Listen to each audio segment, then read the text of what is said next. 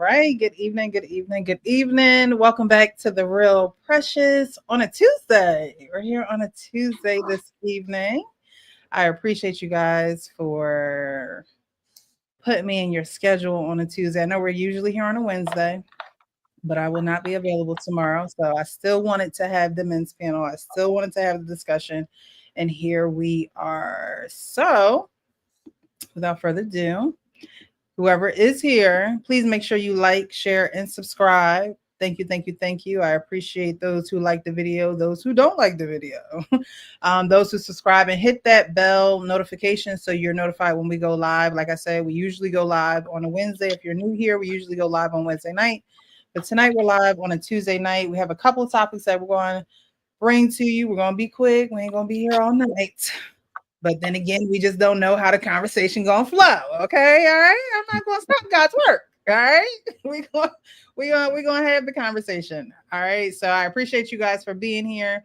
I'll get to those in the chat in a little bit. But to those who are on the panel, how are you this evening, Mr. Frank? How are you this evening, sir? I'm good. I'm good. Good to see y'all, man. Yeah. See you too. All right, Coach Ferg, how you doing, sir? I'm doing great. Waking up in the middle of the day feels pretty good sometimes. So salute to everybody, all the hard workers out there, man. Y'all stay positive in this cold weather, man. And to you, Sean, man, I pray that everybody in your family's safe, man. You know what I'm saying? And I'm sure everything will get recovered when it's time, man. So yeah, just stay positive the best you can. Salute. Thank you, Coach Ferg. And Sean, if you don't mind going and kind of letting everyone know what Coach Ferg is referring to in case they're new here. You haven't been here in a while, Sean, and I'll give you a pass. I know you do. I know you know, but it's been a while, so you might have to reintroduce yourself. Okay. Allow me to reintroduce myself. My name is Sean.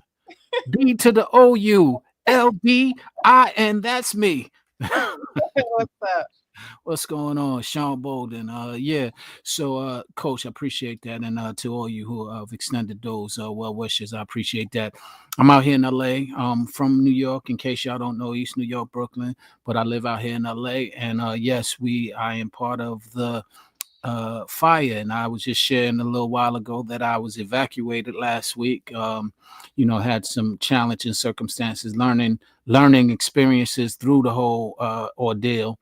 And that's what they were speaking to. So, yeah, I pray for all those who have been affected by the fires, those who have lost, whether it was losing personal items, losing your sanity, losing your spirit, whatever it is. I just hope that it's recovered. I pray that it's recovered for us all. And continue prayers for out here. The fires are still burning, although they do have many contained. They still have fires burning, and there's a lot that needs to be rebuilt out here. So if you can provide aid, just go online and find out some sources of where you can. And if you need some help, I might be able to extend some sources that are legitimate. So with that being said, yes, I'm Sean Bolden, Sean B. Thanks for having me, and good to see you all. Thanks for being here, Sean. Praying all is well with those who are over on your side of town. And unfortunately, I heard that they're not over yet. So, this is like seems like an uphill battle that, LA is fighting right now. So all of our prayers go out to you guys. Arpain, how are you tonight this evening? I'm doing okay. How's everybody? How's the panel? Everybody's well. All right. Yeah, it's a mess out there in LA, man. It's sad. I mean, I flew out there several times, flown out there where there were fires in the earlier years, and coming in on the planes, you can see the in the horizon flames just popping up. It's a wild thing, man. So there's no excuse for them not being more prepared. Whether they would have, it's only in a matter of degrees on how bad it would be. Even with the most preparedness, you can't stop nature when it moves. When nature decides, we got a living planet. When it moves, we're at its mercy. Now, I don't want to spend too much time on this because it is a tragic event that's going on in LA. But Arpain, you talked about, when nature moves, we have to be more prepared. I've been hearing, it's only what I've been hearing, is that they're trying to put a smart city in LA? Do you think that that's true? Like they're trying to make What do that you the mean by smart city? smart city. So they're trying to pretty much saying that these fires may have been manufactured, Mhm. that they are trying to, wipe everything out, especially because they stopped a lot of people's um, insurance, their fire insurance. Um, you know, if, I don't know how true it is. I'm just saying that that's No, I, you know. I, I'll speak to that. There's a lot yeah, of conspiracies that's that what I are was gonna going say. on, and we can't really rule out what is what at this point. The one thing that I say that I'm sensitive to is people trying to place blame as opposed to trying to place help. You know, Right. because quite frankly, and from the outside looking in, it's easy to place blame. That reporter, for example, who was trying to interview the mayor, I'm like, yo, Oh, that was horrible. well, yeah, what are you doing first off on a jet bridge at an airplane? And two, why are you asking who's to blame instead of asking how can we help? Mhm. And it was very it wasn't really considerate. But and I don't care who's to blame at this point. Mhm. It really doesn't matter. We need to come together and try and resolve it. Then we can find out who's to blame. Then Right. we can find out, some of these things, some of these conspiracies and what it means, where it came from, etc. But at this point, if you're out here, you understand this, as well as other tragedies that have happened throughout the United States. You need help at that point, not a finger pointing. Mhm. Go ahead, RP. No, no, let him have the last word on that because like you said, you don't want to go down that rabbit hole. Yeah. All right. Um, All right. All right. All right. All right. All right. To those who are watching, thank you so much for being here. Fishing the Fit is in the chat. Good evening, everyone. Good evening to you. J Dub is here, formerly known as Jeffrey Woodland. Good evening, Sister Precious, the panel, the chat, and the mods. It's that time again, reunited, and it feels so good. J Dub giving some love to Fish and the Fit. Tarika Smith is in the chat. Everyone, evening, everyone, please hit the like button as you come in. Yes, please, please, please. If you so see fit to bless me with a cash app, you could do that as well. Coach first, and don't hold your breath on what? Forgiveness? that sounds like something I would say. Yeah, it's good. That's good. You beat me to it. That is well.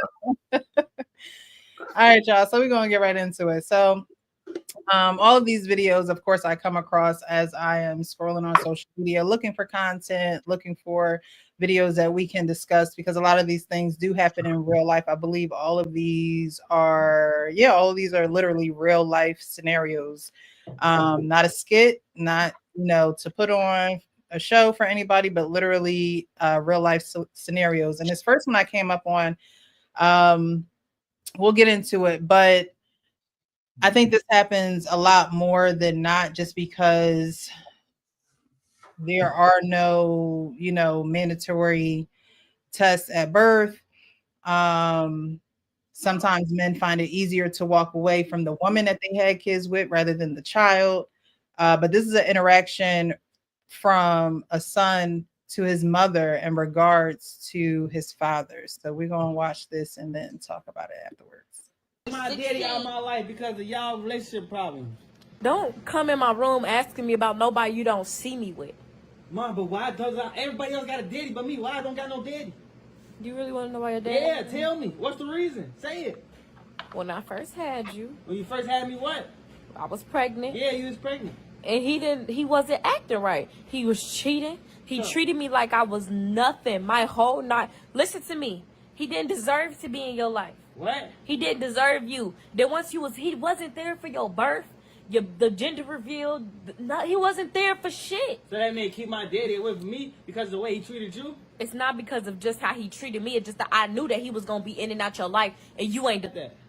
What? Oh, you didn't let me decide that. I didn't let you decide that because I didn't want you to go through that. You was too young to go through that. But now, so you since took you're my 16, daddy out of my life because of y'all relationship problems.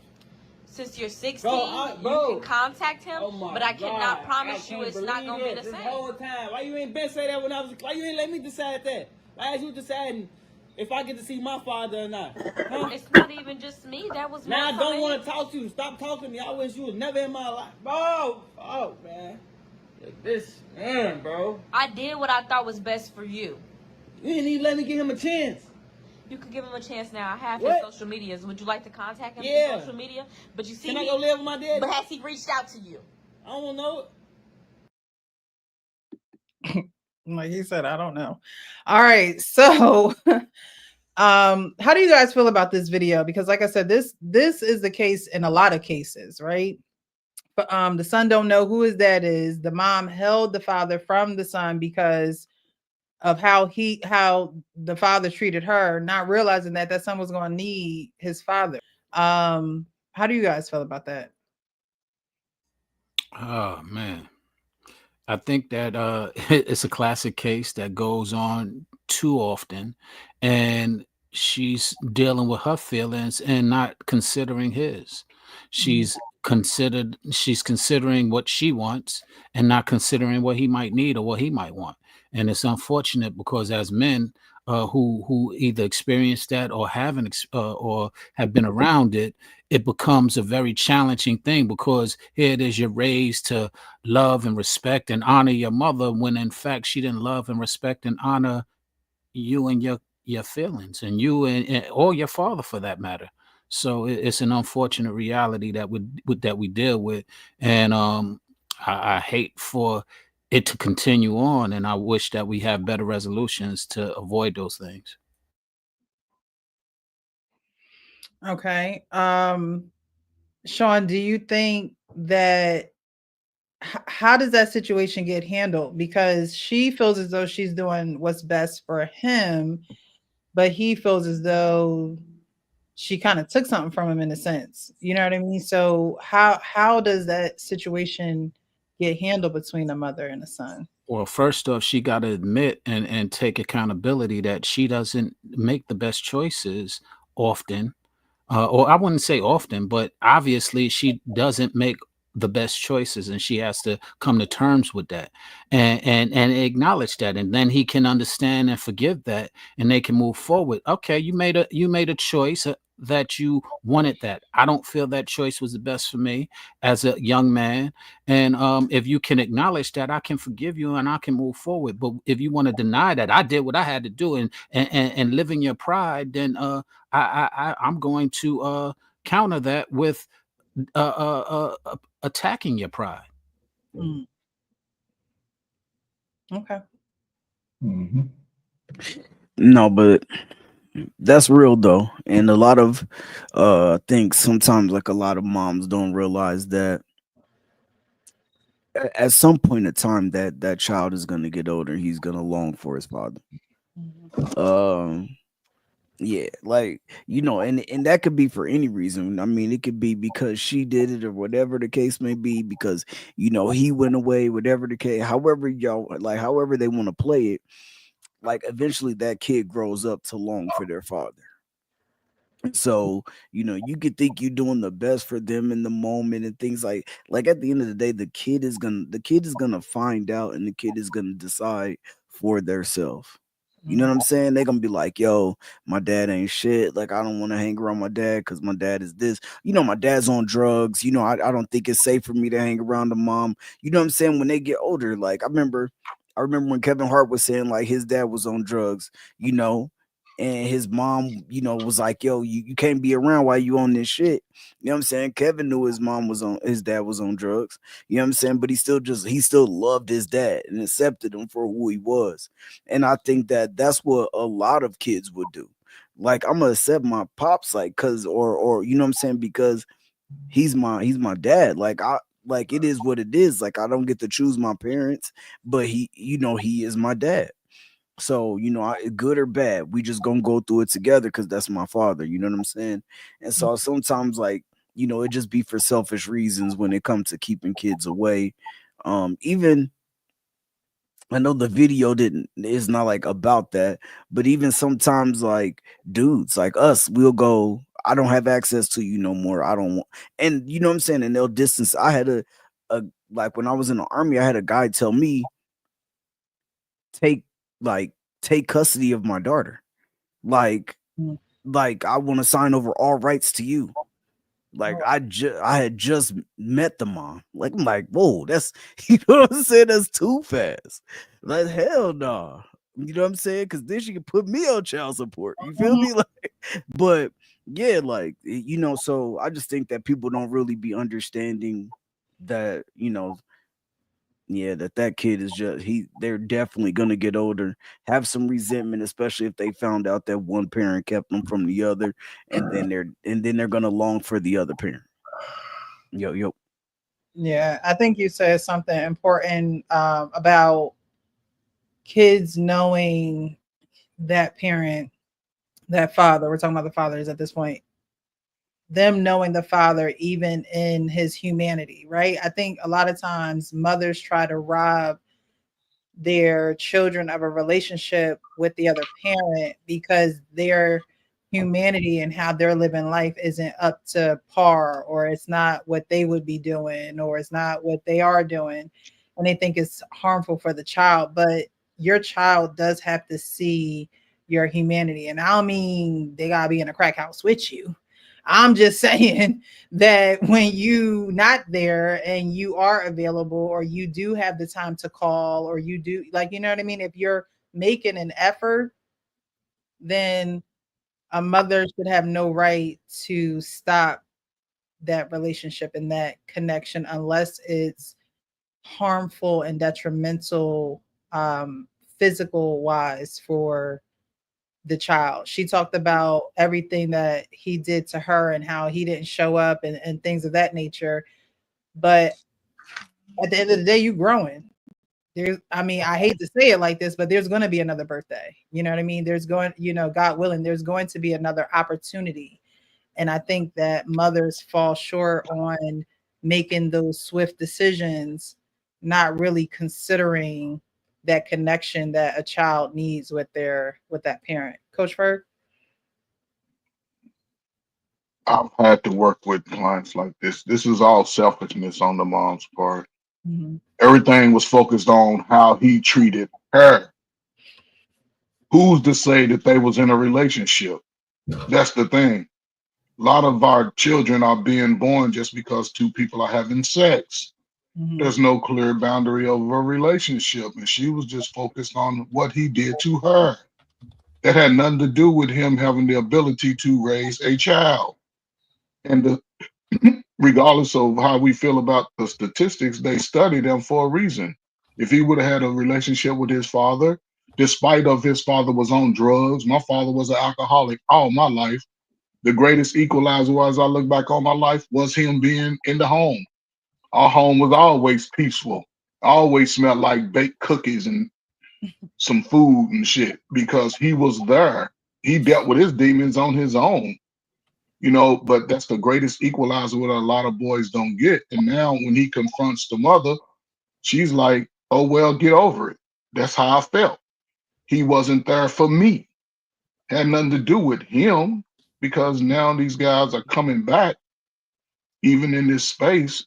This is one of the biggest things that I think could help a lot of young individuals. Go in and talk to that individual, find out the other side of the story. Despite you can't, you know what I'm saying? Because I would think most fathers would want to atone for the past and at Mhm. least try to build a relationship, even if not with them. A lot of people have children now. Maybe he'll be a hell of a grandfather. Everybody claiming they broke, so maybe a granddaddy will step in and release some of that pain. But this is just sad, and it's been going on for years. This is not new. This is going on for years, and it's happened to a lot of people. And it just goes to shows the selfishness of women too when it comes to the children. F the children is what they do, not what they say. Everybody love their kids, but the kids is slower, overweight more, emotionally disturbed. So it is what it is at this point. So Okay, okay. Welcome, Uncle Rick. How are you this evening, sir? I'm good. I'm good. How y'all doing, brothers? All Sister, right. how are you? Doing good, doing what's up, good. brother? Yeah, all Just well. getting into the first video. I'll play it again for you, then I'll have our pain go, and then you could go, okay? Awesome. Thank you so much. No problem.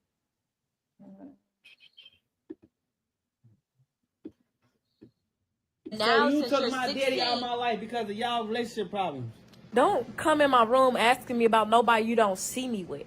Mom, but why does everybody else got a daddy but me? Why I don't got no daddy? Do you really want to know why your daddy? Yeah, tell me. What's the reason? Say it. When I first had you, When you first had me, what? I was pregnant. Yeah, you was pregnant. And he wasn't acting right. He was cheating. He treated me like I was nothing my whole night. Listen to me. He didn't deserve to be in your life. What? He didn't deserve you. Then once he wasn't there for your birth, the gender reveal. He wasn't there for shit. So that meant keep my daddy away from me because of the way he treated you? It's not because of just how he treated me. It's just that I knew that he was gonna be in and out your life, and you ain't That. What? Oh, you didn't let me decide that. I didn't let you decide that because I didn't want you to go through that. You was too young to go through that. But now, so you since took you're my 16, daddy out of my life because of y'all relationship problems. since you're 16, Bro, you can contact him, oh my but I cannot God, promise I you can't it's not gonna be believe the it same. This whole time, why you ain't been say that when I was? Why you ain't let me decide that? Why is you deciding if I get to see my father or not? Huh? It's not even just me. That was Now I more don't from want him. to talk to you. Stop talking to me. I wish you was never in my life, bro. Oh man, this man, bro. I did what I thought was best for you. You didn't even let me give him a chance. You could give him a chance now. I have What? his social medias. Would you like to contact him Yeah. through social media? But you see, Can I go live with my daddy? but has he reached out to you? I don't know it. All right, okay. Well, Coach Ferg said a lot of it. I have to repeat it, but child alienation is real. It's pervasive. I want to say with a lot of women, but since I'm black, I know it's pervasive with black women. Period. We need to get rid of this whole thing that just single mom is a flex. Half the women calling themselves single moms is bullshit, especially if the father's a co-parenting. You are not no goddamn single mom. Facts. You know what I'm saying? And so now it's almost like a badge of honor to say, "Oh shit, I conquered the world all by myself with children," and it's a bad thing, because most of it is not true, and it's a way for women not to give credit to the father of those kids in their lives. So people have this false sense that women are raising. Too many women are still raising kids by themselves, and the ones who do sound like that woman in that video. Right. Because the only thing a man should do first, if a man is religiously paying child support without any problems, he probably does want to take care of his kid. He shouldn't have to wrestle with no goddamn woman to see his kids. Facts. Period. So I know this firsthand in my family. That I have a relative that he talks to me every so often. He's been alienated from his father. And he's a grown man now. I just said, listen, man, you don't have to worry about your mother no more. Go talk to your pop. But she did such a number on him over the years. It's crazy. Mm-hmm. So anyway, I'll just leave it there. I mean, we're going to go around in circles because the problems are simple. Not simple. Well, if people would get married, but, we know what the issues are. That lady was wrong and was all about her feelings with that guy.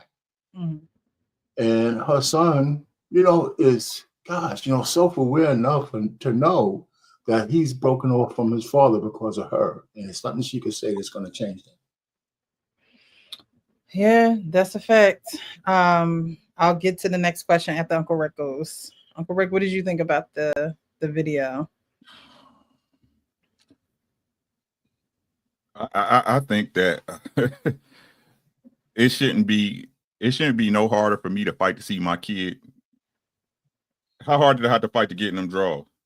Oh, That's how hard it should be for me to see my kid. Right? I think I honestly think that me and my wife was just talking about this, right?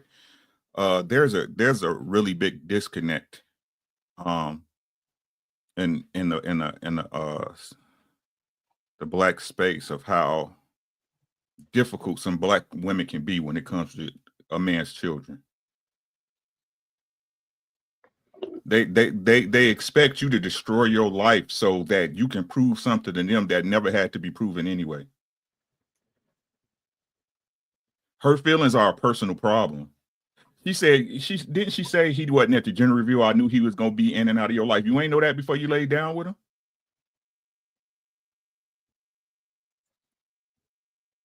the smartest dummies on the planet.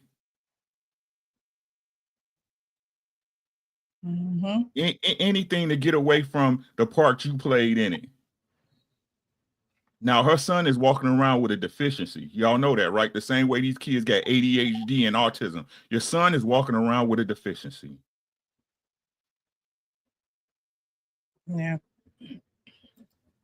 So again, man, like we all got to start being honest about the roles we play in these things, right? I wasn't supposed to die, so I wasn't supposed to destroy my life and feel a certain type of way, or I wasn't supposed to destroy my life and extend myself to the point where I can't do anything for myself. So you feel good about the relationship that me and you have, not even the relationship me and my child have, the relationship that me and you have. And who's losing? The person you say you cared about. But I digress. So my question now is, because your mother is the first woman in your life, right? And your mother now you're in this situation with your mom where it's like, why didn't you tell me, or why didn't you give me the opportunity to feel these feelings or make the decisions for myself and things of that nature, right? Who do you think now this man is not going to trust? He's now going to go out not trusting. He's either not going to trust women, or he's going to trust them to the point where this woman now becomes his everything. And when I say that, I mean, men and women should be complete when they come together, right? You might have some issues that you're going through. They might have some issues that they going through, and then you grow together. You go through those issues together. But there are some men who have this mother wound or this anger towards their mom that now when they do get with women, sometimes they do make them their everything, because it's like, I didn't have this love for my mom. I didn't, it's sometimes it's an unhealthy love. I think that there needs to be a balance where, men have their activities and things that they do and go off on their own and go to work and things like that. But some men are very reliant on the woman that they're with because they don't have that healthy view of trust between a female and a male. And in that situation, it's not the intimacy that you would have with your lady, but it's an intimacy that you have with your mom, which means boundaries. So when you get with your lady, you'll know boundaries. So is it that he's not going to trust women, or is he going to make women like his everything? Looking at this scenario, which one do you guys think it is? Because when you can't trust your mom, it's like, all right, what woman do I go out here and trust? It's funny. I mean, real quick, I think this guy's a little different because he's self-aware. A lot of these guys are not aware that they were alienated from their fathers. They just accept, he's 15 and he's having this conversation with his mother. So he sees that there's a deficiency, and I think he feels deprived of that male thing. So there's a third option to what you said, is that he might, want to have ultra, not traditional, but an ultra good relationship with any kids he has because of what happened to him. And that might make him look for the right kind of woman to have that relationship with as well. So she don't have to be everything.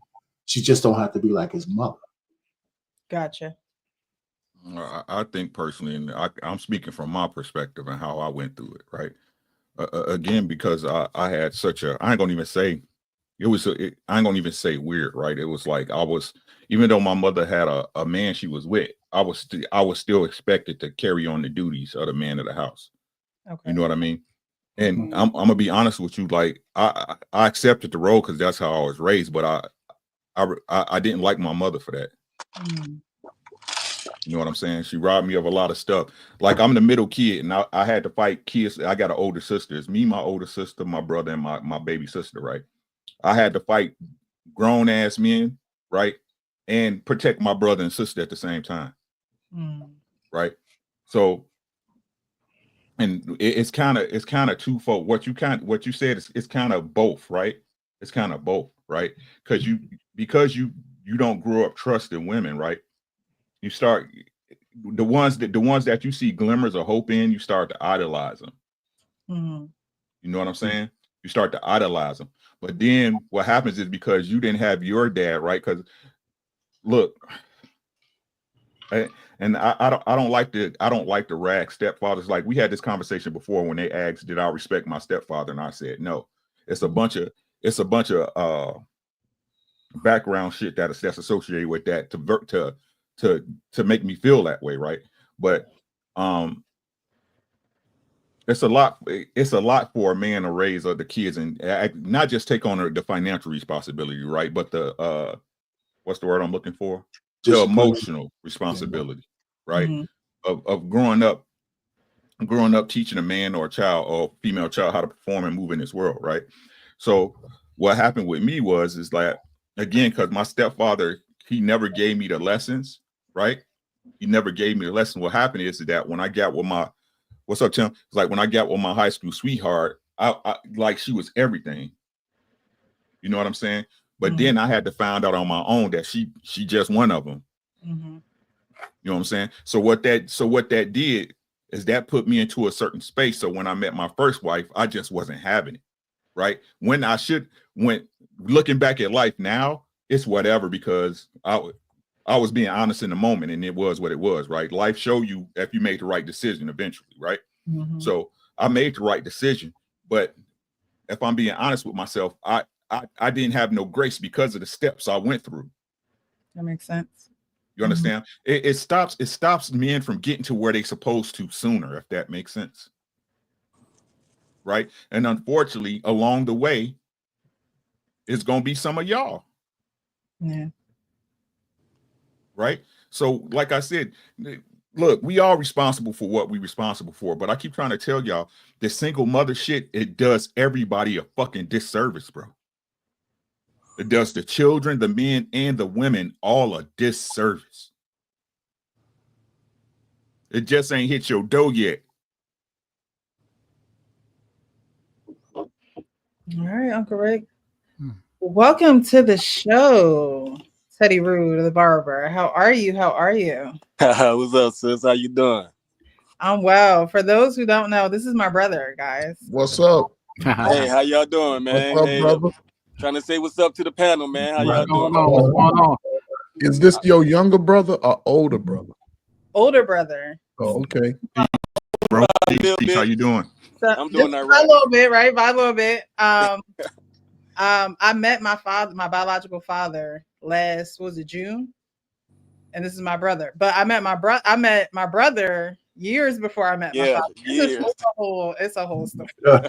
Yeah. Way to Um, go. the life Yeah, man. has taken me on quite a ride. But welcome, bro. But yeah, so shit, can I chime in on that? Yes, If you I can. give you a little bit of background on me, a little bit more, sis? Come on, bro. Give it to us. So yeah, all right, first of all, disclaimer, you heard me. I'm from a small town in Louisiana. You know what I'm saying? I'm not talking about women, but I'm gonna talk about my mother. You know, through the situations and things that we have going on, man. My mother poisoned me from my father. Hmm. My mother poisoned me from my father so much where it's still to this day it's hard to talk. Man, we didn't reconcile a long time ago, but it's still hard to I don't know how to call him and you know what I'm saying, like be like, what's up, pops? You know what I'm saying? Like I'm trying. I want to be. I really, really want to be. Like me and my pops, we gotta like. I ain't gonna say it's a great relationship, but it could be. It could be a great relationship, man. But my mama poisoned me so bad from my dad, man. Okay, first of all, my mama was on drugs. You know, she was on drugs like still to this day, 60 something years old, still in and out of jail. She probably finna go to jail in a little bit. You know what I'm saying? But coming up as a youngster, man, you couldn't tell me nothing about my mama. You know what I'm saying? Like you couldn't tell me a goddamn thing, bro. I was my mama. Oh, can I say that? Yeah, Yeah, I we got don't. them on YouTube. Yeah. But yeah, you couldn't tell me nothing about my mom's, bro. I love my mom so much. I still love her to this day, but you know, man, my mom, instead of letting me go with a stable man, even though he got married, you know, to somebody else, she chose to hold me. And I don't know if it was a play for child support money or whatever. I'm not really sure, but she chose to hold me while I was staying with my grandmother and my great auntie in two small towns in Louisiana. One called Jennings, Louisiana. The other one called Abbeville, Louisiana. Man, when I tell you, bro, I went through so much stuff, bro. Like my family over there really didn't even like me. You know what I'm saying? Like still to this day, like I don't even understand. I loved them so much, bro. And they just didn't like me like that. You know what I'm saying? I got mistreated. You know what I'm saying? And you know, to continue to the story, bro, I believe that if I'd have went with my father, I'd probably be in the NFL today. You know what I'm saying? I love football, bro. All I play is football, bro. But I really believe I'd have been in the NFL. You know what I'm saying? Because my father is a great athlete. He's a basketball player, but he's still a great athlete.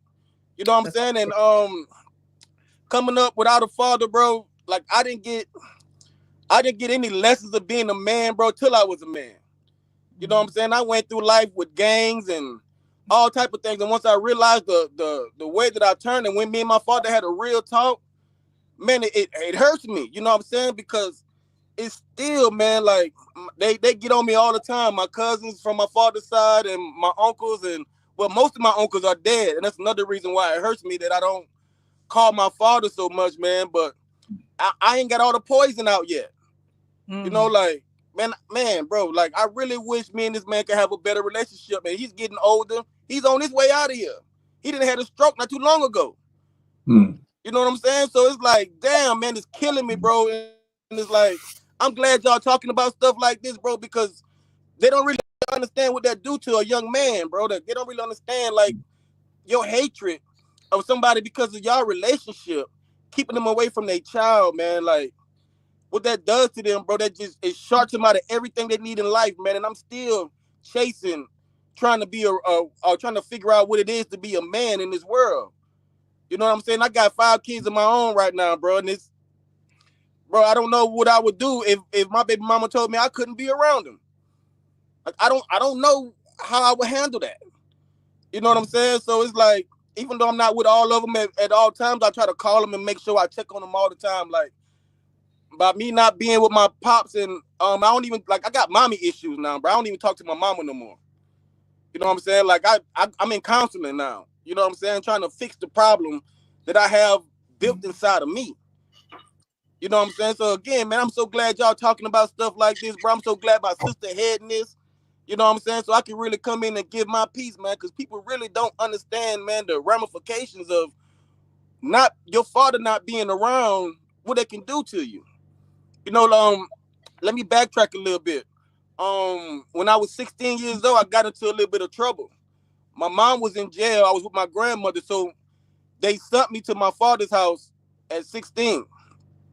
Man, me and my pops didn't get along at all because my mama poisoned me so bad. You know what I'm saying? Like, I just felt like I had to, like I owed him some get backs for that. You know what I'm saying? So I did a lot of shit. I ran away a lot. I did a lot of dumb kid shit. Damn, I'm still cussing. I'm trying not to. But I did a lot of dumb kid stuff, bro, that I really regret to this day, man, because my father was really trying to put me in a stable home. He really was trying to make sure I had school right. You know what I'm saying? Even when I didn't finish school right, man, he took me to a community college, man, to get a high school completion program, man. And I messed up all that, bro. And it's like, still to this day, I'm messing up, man. And now that I realize, you know what I'm saying, why, you know what I'm saying, it's like, man, I just need to go back to talking to my father, bro. But every time I think about it, bro, it's something pierced me in my heart, man. And it's like, man, bro, I need to call my dad, but I don't. Like, I find something else to do. I always find something somewhere else to, like, I make an excuse. You know what I'm saying? Like, oh, man, I need to call my children. Or I'm still working. I'll call them, you know what I'm saying, when I get off of work. And then that ends up not happening. And then it's like, damn, man, I ain't talked to my dad in about 3 weeks. You know, so it's like, and I understand what it is. It's like the poison ain't out of me yet. And I think most of the poison is right now is regret. It's like, man, I'm ashamed to try to get up with you, man, because I should have been doing this. I'm what, 41 years old. You know what I'm saying, bro? Like, trying to make peace with my dad, and he's open arms, bro. He keep telling me, open arms, son, call me, whatever you need, call me. And I'm like, man, all right, I'm gonna call you, pops. I'm gonna call you, pops, and I'm still in my truck. I'm still chilling, like I'm still like finding other things to do, man. And it's like, bro, like that's stuff that women don't understand, bro. When you do things like that to a young man, and I'm not blocking out young females too, because they need their father too. But a young man, bro, like my kids right now, because I was always in their life, man, they straight. Like they good functioning in college. Well, 2 of them in college right now. Other one getting ready to go to college. And I got 2 small kids. You know what I'm saying? They good. But me, I'm still trying to figure out what they call life, man. And I'm gonna end on that, y'all. Thank y'all for having me. Thank you, sir. Thank you for sharing that. Thank you for being vulnerable. Back tears at times. That's the realest conversation I done heard about the real conversations. Call your daddy, bro. Yeah, you need to call Pops, bro. Go. I'm gonna call him, man. Now, the fact that you shared this story, can we comment on it?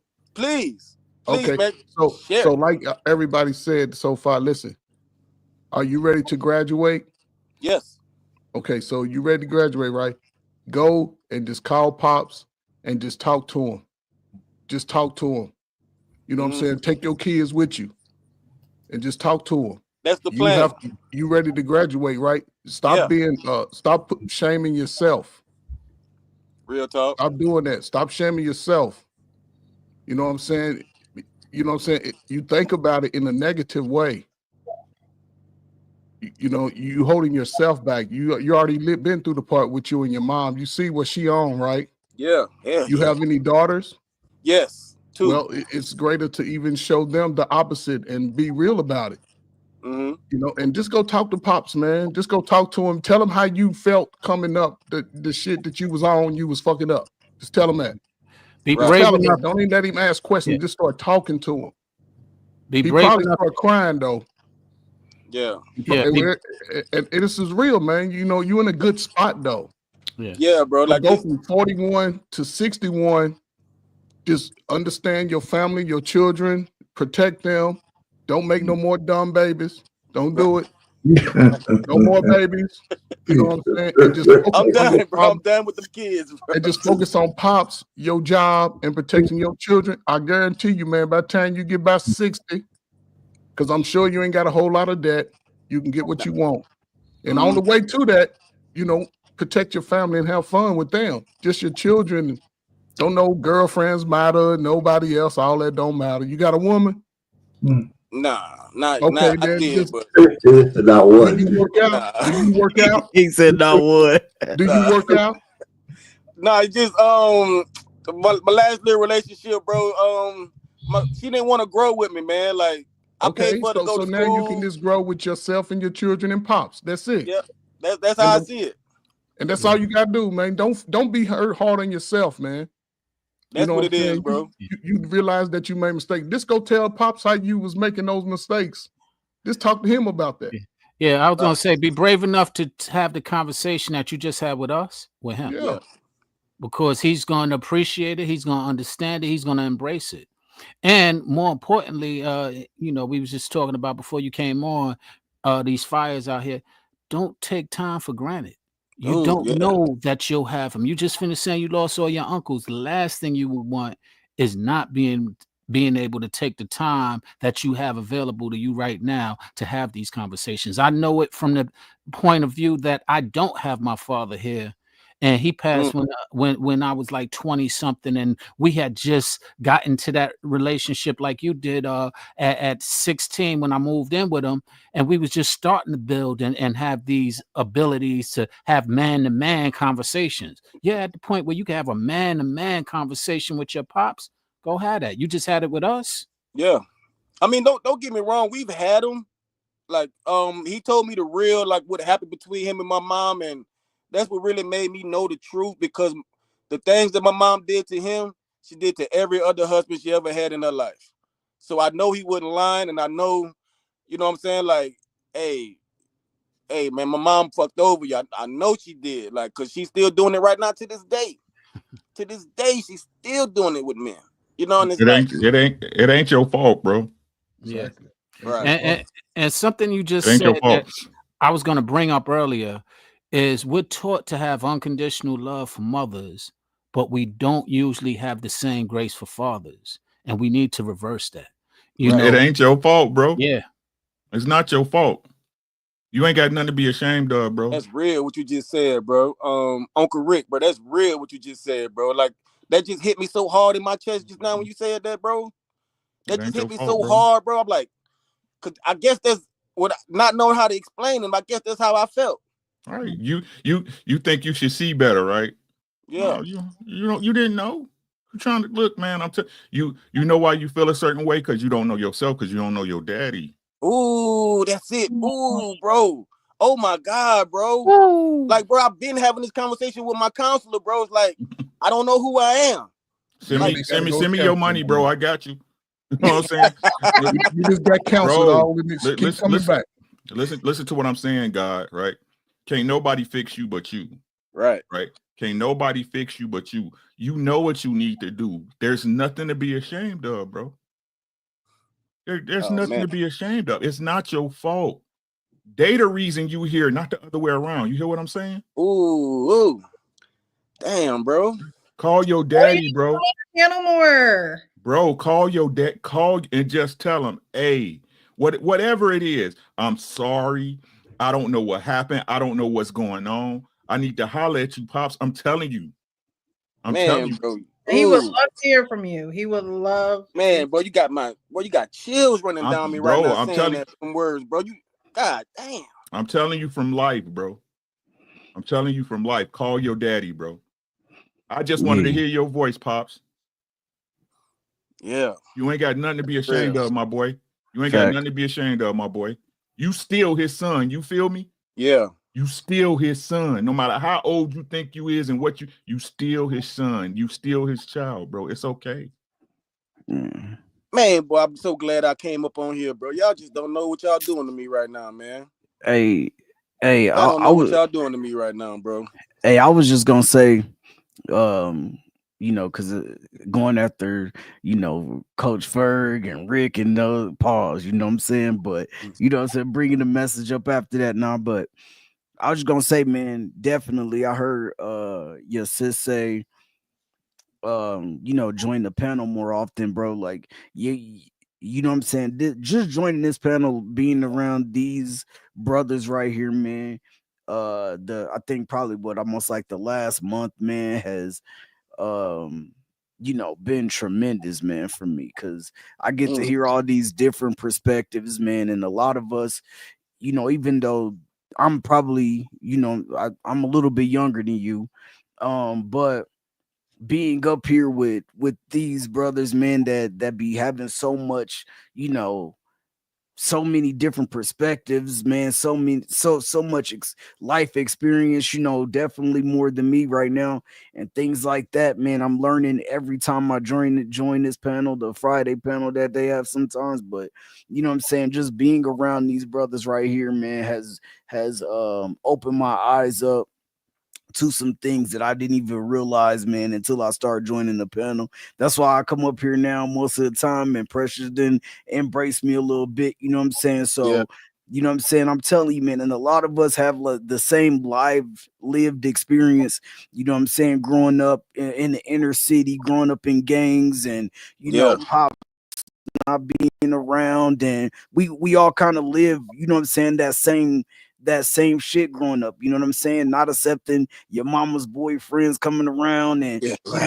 you know what I'm saying, I'm trying to run them off, I'm yelling, see this, see that, you know what I'm saying, like every day, everywhere, you know what I'm saying. And so yeah, man, you definitely have to. And I think because something that Uncle Rick said that hit me was how he got like when he got older, the things that he was doing.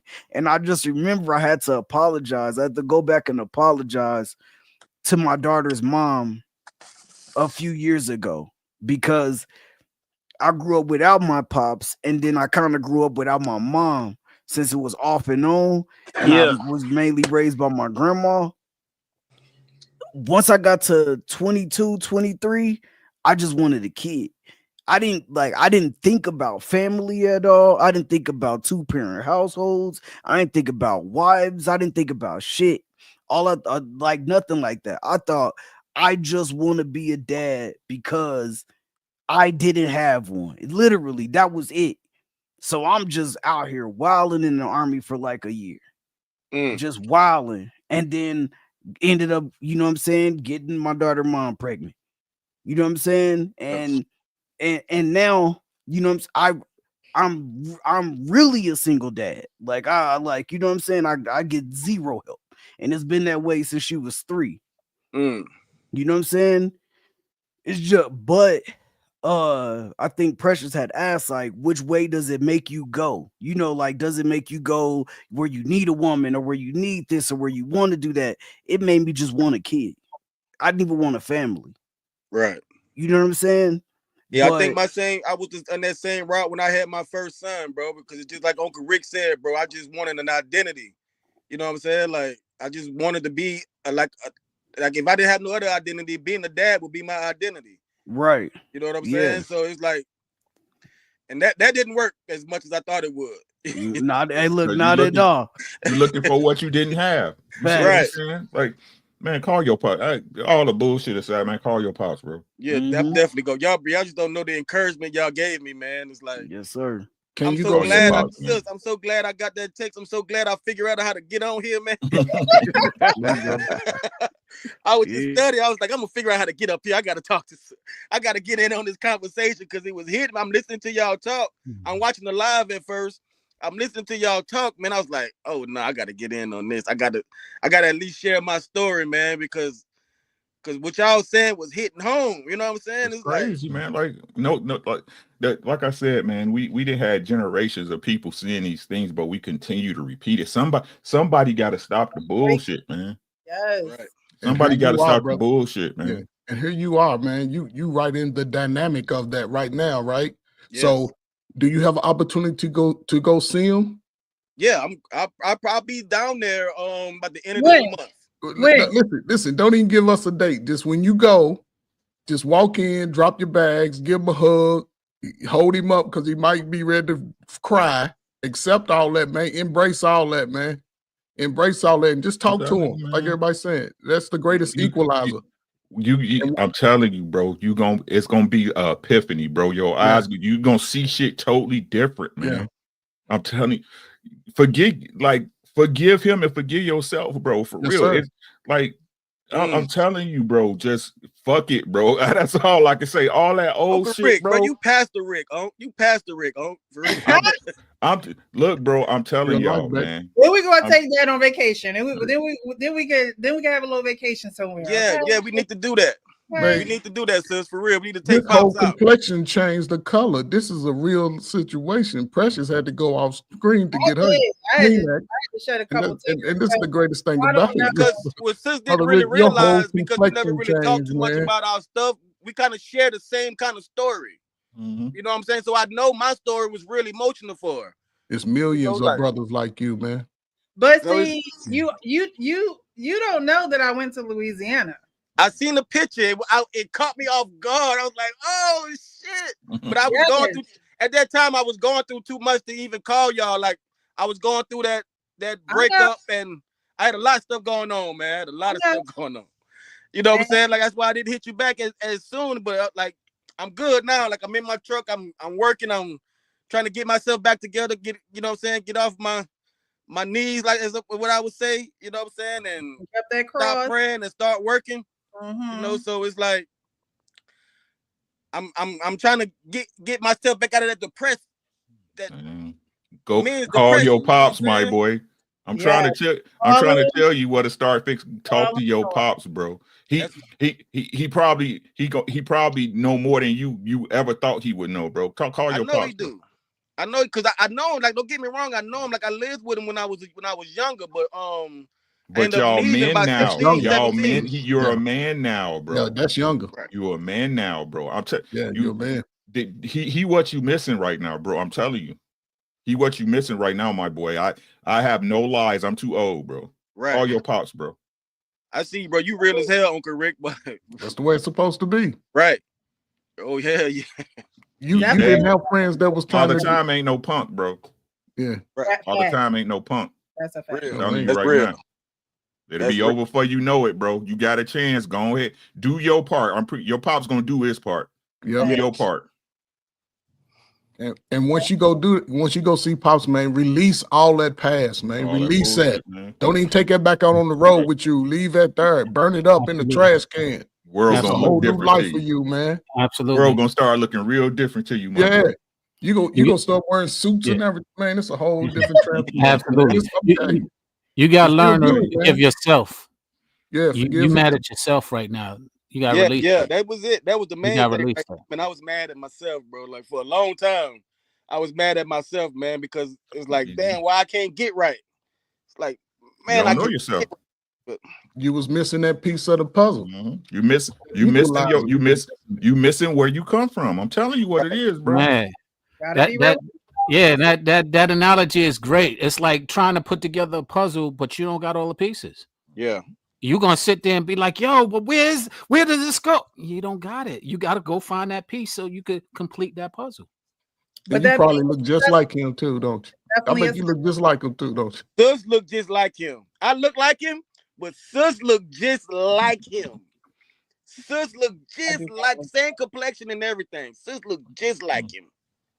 Yeah, that's my Yeah. twin. I'm glad we got to talk to you today, Oh, bro. well, I'm thank glad you. I'm so glad, man. Definitely an answered prayer. If y'all don't know how prayer works, just Man. keep doing it. And Yeah, it do. Mhm. Prayers work. And we thank you for sharing with us because I that, had to, bro. I that never, hey, bro, this is an exclusive. I've never shared that with anybody before in my life. It's an Sis, All right, exclusive, bro. bro. It's cool, bro. that's why Listen we're to it. thanking you. It's cool, bro. Listen to what I'm telling you, bro. It's cool, bro.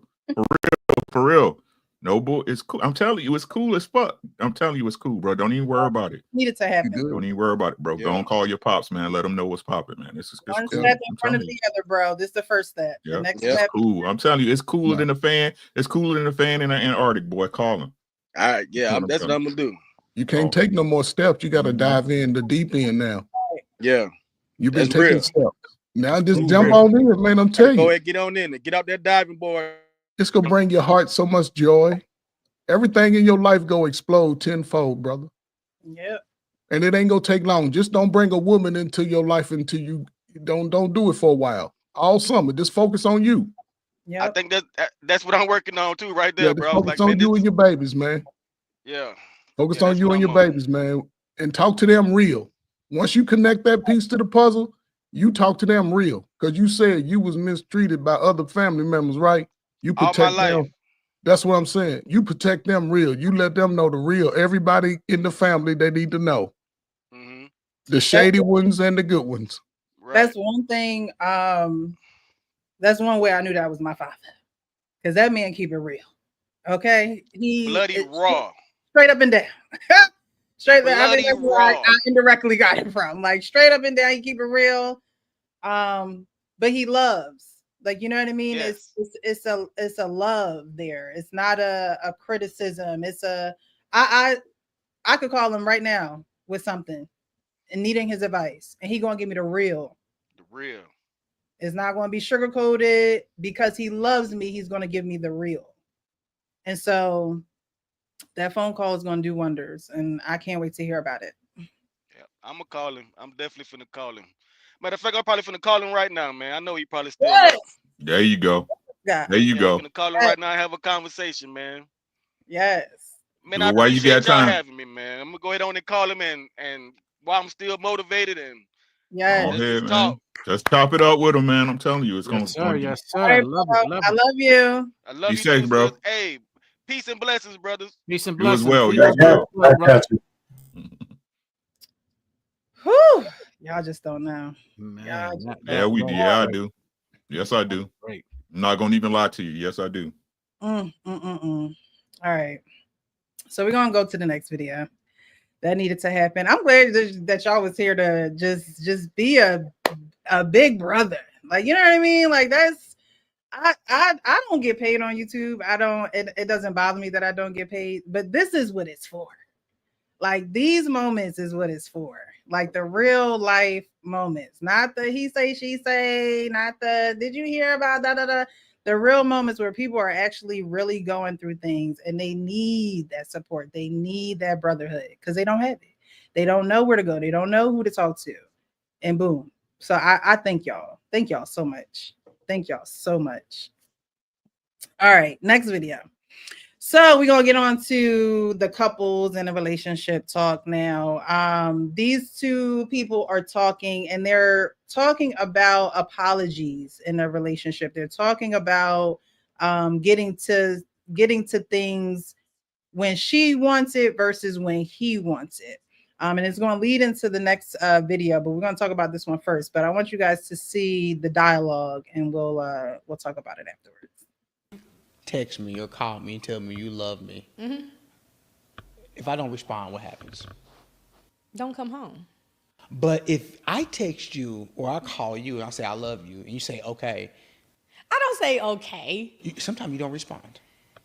Well, if I'm in an appointment, but I'm supposed to stop my appointment, walk out the room, and say, "No, my it's not that. It's not that." Because I feel like I know you're to the cross for it, right? No, it's no different than the apology. It's no different than the apology thing. Is that you don't feel like you're wrong for having not to respond to me, but if I don't respond to you, then immediately I'm wrong for not responding to you. There's no difference in if you're going to apologize to me or not. Because here's what happens when the apology happens on your time. It makes all men feel like they just want to move forward. They're not really apologizing. They're just saying, I'm sorry so we can move on. All right. So he said, if I text you, I love you, and you don't text back, I'm not necessarily tripping. But if you text me and I don't text back, you got a problem. And then it leads into something bigger, such as something needing an apology. And I may never get an apology. And then when I give you an apology, it's almost to move on and not necessarily because I'm sorry. It's just, okay, let's move forward. So is that necessarily true? Is it that you've gotten to a place where it's just like, all right, I'm sorry, and you're just ready to move on from it? Or you're really apologetic about it? Usually it is true, especially when it comes on the woman's point of view, unfortunately. And and quite frankly, it's really simplistic of what it boils down to. Often women are just spoiled. Period. And they want things when the way they want it, how they want it. Now, men are spoiled as well at times, but y'all have been conditioned to be spoiled, to be coddled, to be a lot of these things that we're facing right now as adults, that because you have degrees and accomplishments, you're not really acknowledging. And it really boils down to that. Sometimes you're just spoiled. And we don't mind spoiling you if it can be reciprocated. But when you don't recognize you're spoiled and you don't want to reciprocate spoiling us, it becomes a major wedge in the relationship. Okay. So women are just used to being spoiled. And that's okay if they're going to reciprocate it, is what you're saying. I don't even see how this is a conversation. Are they married? Them two, I believe so. He was talking to her like that's his wife. Yeah, if you text me or call me and tell me you love me, if I don't respond, what happens? Don't come home. But if I text you or I call you and I say I love you and you say okay, I don't say okay. Sometimes you don't respond. Well, if I'm in an appointment, but I'm supposed to stop my appointment, walk out the room, and say, "No, my wife it's not that. It's not that." Me, I need it. Because I feel like I know you're to the cross for it, right? No, it's no different than the apology. It's no different than the apology thing. Is that you don't feel like you're wrong for having not to respond to me, but if I don't respond to you, then immediately I'm wrong for not responding to you. There's no difference in if you're going to apologize to me or not. Because here's what happens when the apology happens on your time. It makes all men feel like they just want to move forward. They're not really apologizing. They're just saying, I'm sorry so we can move on. The truth is, let's look. The truth is that women are not burdened or are not expect to be burdened with the expectation of performance. Mm. That's only for men. Plain and simple. Women have been taught since they could know they like pink that they're not expected to perform. The old adage is true. Men are taught how to treat and acquire women. Women are not taught how to treat and acquire men. The only thing that matters in that moment is their feelings. They could care less about the protocols of it. Those only apply to us. That's just the facts of the matter. Absolutely. I agree with that. And to simplify it, spoken. Well, listen, I you know what? I just think it's inherent with women being women. I don't think it's a learned behavior. I just think that's the way women are naturally. It's all, women expect shit, and they take it's all about them. I don't think the selfishness and the chaos that goes around it and the way women look at how do you please me and all that, I don't think that's learned behavior. I just think that's the way women are. And then the only thing that exacerbates it is that the fact that now that women could be free to be who they really are without reprisal from men, it just shows. It's just accelerated. I mean, if the women in the Stone Age could be like that, they would have done that shit too. Mm. I'm just saying, they were more reliant on men to get them stuff, so they had to be a little bit more like humble or else. But now I think women have been unleashed and it just looks strange to men, but I think this is inherent in the way women are. Now, some men deal with it better than others. Like this conversation they were having, I never had any stupid conversation like that with my wife. Never. I mean, we had like we had big brick phones when we got together, right? There was no texting, right? But as we got into the new age, we don't, like, if I text her, I don't hear back from her. I don't go down this deep hole and shit thinking, oh man, she ain't thinking about it. No. So, but I understand where the new age people are coming from. I'm counting the seconds to where I get a reply. I think this just. But I think if you ever text your wife, like say in the prime of your working years, when I guess when the new text phone really came out, say you text her at 2:00, right?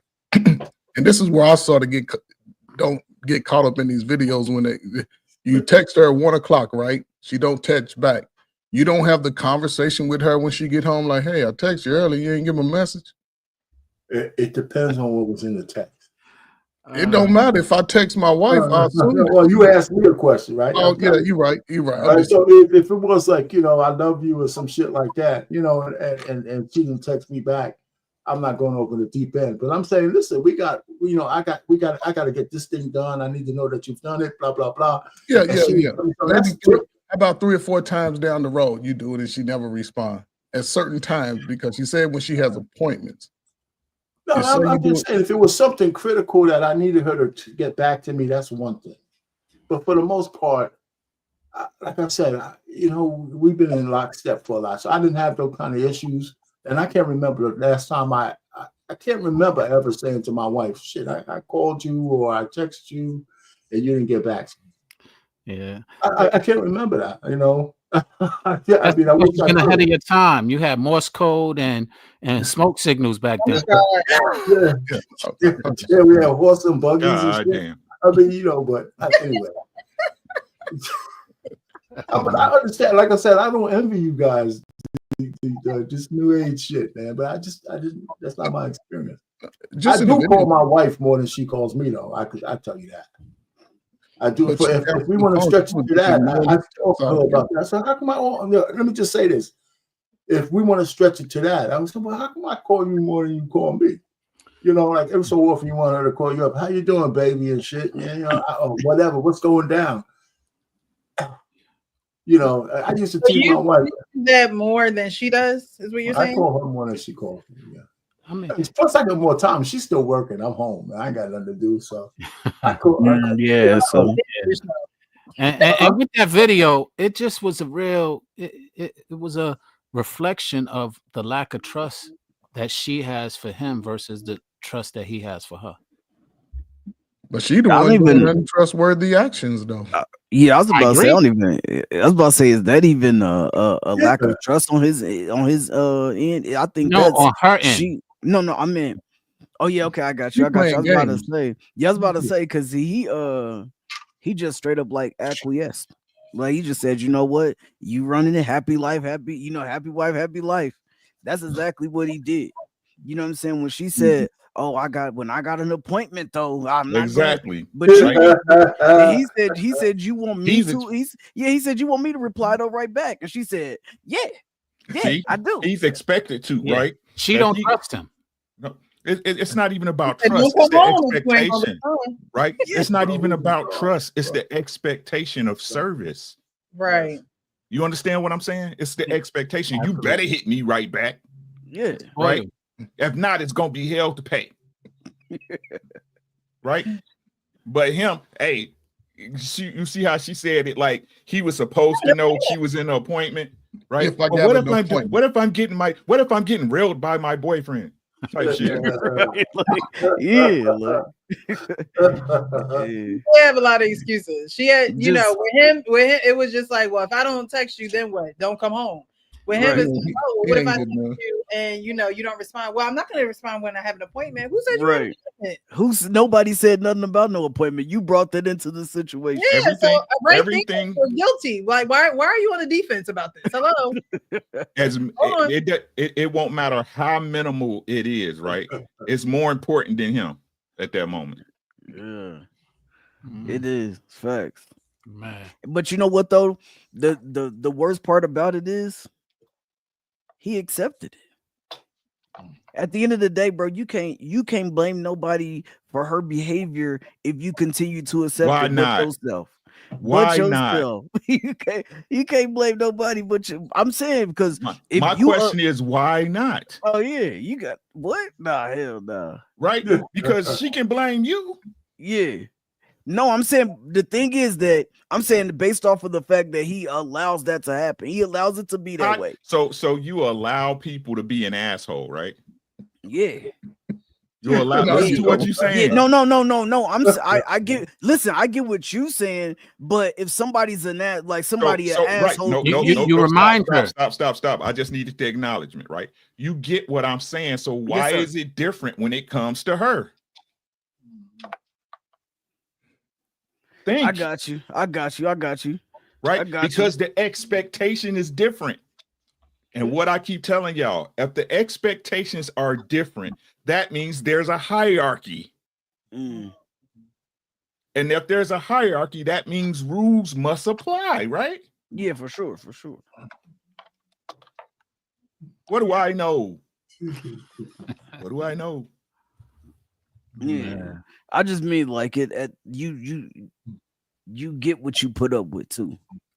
So if he don't have no type of standard, bro, to say he's saying the standard in the conversation. He's just not reacting. He's saying the standard not is reacting hers. to it He's saying the standard is her standard, basically. This is crazy because it's never, listen to what I'm saying, gentlemen, right? It's never she should be a better woman. I didn't say that. That's not what I said. No, you didn't say it at all. That's the fucking problem. No, you that's not what I said. No, listen to and what that's I'm part saying, of what bro. we condition our women to deal with. Exactly. That's what I'm saying. We are responsible. And listen to what I'm saying, champ. I ain't disregarding your point. I'm saying, why is it that we automatically go to taking blame when she's evidently in the wrong? Yeah, she's wrong, but it's because I chose her. So again, the same way we can sit up here and say, ladies lie, they manipulate, right? The same way they say about us. Oh, you could put a face on for so long as you getting what you want, blah blah. Well, don't that apply to them too? So why is it that we're held to different standards? Because the expectation of performance is different. But I thought we was equal though. Touche. We're not equal. I'm done. I appreciate you guys. I appreciate you. So I played that video because I wanted it to lead into this video that I saw. You know, there's this show on, I think it's HBO, Couples Therapy or something like that. And I come across these clips.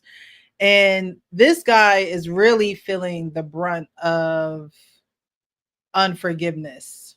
The first guy, you know, he talked about, you know, apologizing and not saying it. He's saying that she's apologizing in her time, which means, child, by the time you apologize, I might damn near be in a grave. So I'm gonna just say, you know, I apologize, I'm sorry, I forgive you, or whatever, just to keep it moving. Because if I reflect on it anymore, we might just fall back into the cycle of arguing about it, having a disagreement about it. I might not have no sex. You know, that's another reason why he might apologize. Like, just give me the cookies, like, at this point, because you've been holding out.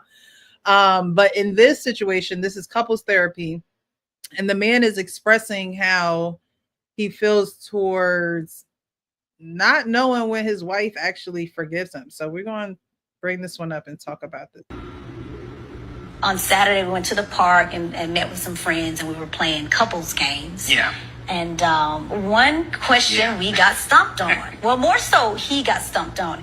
The question said, how do you know that your partner has forgiven you? Mm-hmm. And I answered the question very easily. Just, oh, well, you know, you just come back around. You talk to me again. We laugh again. He couldn't answer the question. I couldn't answer. Your thought process? Yeah, so I initially thought, okay, I don't actually know that India ever forgives me for anything, because every time there's a fight, it's the fight plus whatever else I'm always like fighting against. Everything that has accumulated. Yeah, everything that has accumulated. Yeah. There's so much already stacked against me. It doesn't even matter what you're saying now. Yeah, it doesn't matter.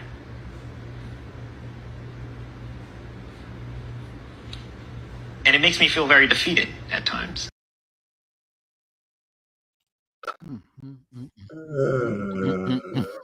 Because it's his fault. It's his fault. Yeah, because he allows that shit to happen.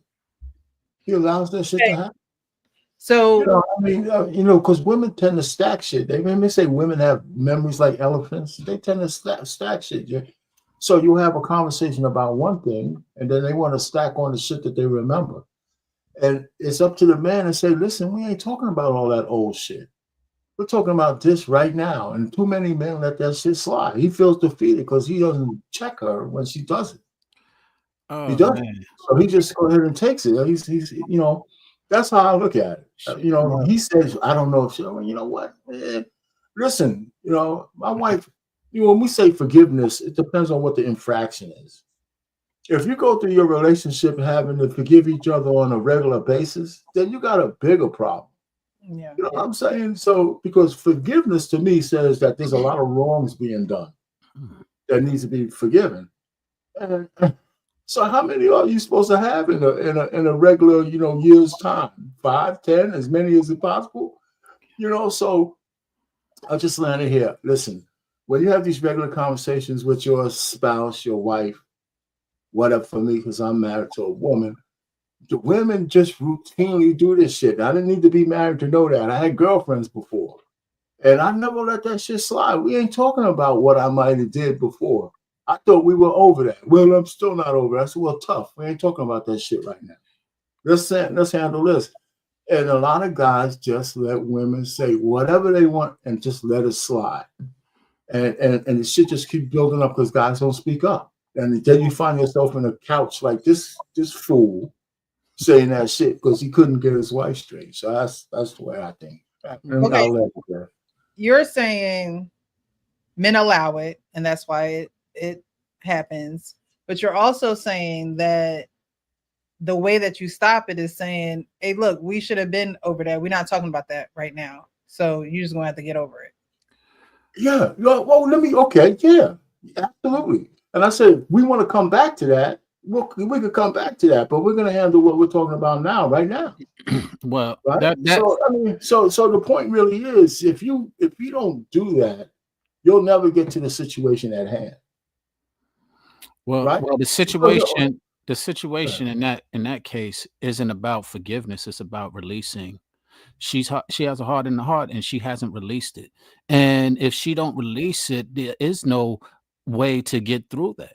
You got to release that, and you got to hold her accountable to releasing that. You got to tell her, nah, you got to let that go. And if she don't want to let that go, she got some emotional maturity to do. And you can aid her in it, and you can support her through it. But she got to grow up. She got to grow up mentally to No, I agree. I release agree that. with you there. You Maybe know? I didn't articulate that, but I agree with you there. I agree with that. Yeah. This is so easy to deal with. This is so easy.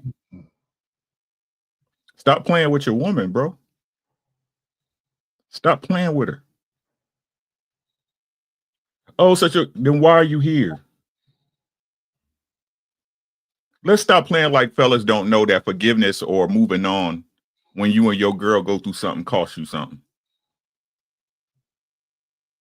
You paying in some way, my boy. That's why they call it the doghouse, right? Doghouse. Right? Stop playing with her. Is this what we talking about? Is this what you still on? If it bothers you so much, why are you here?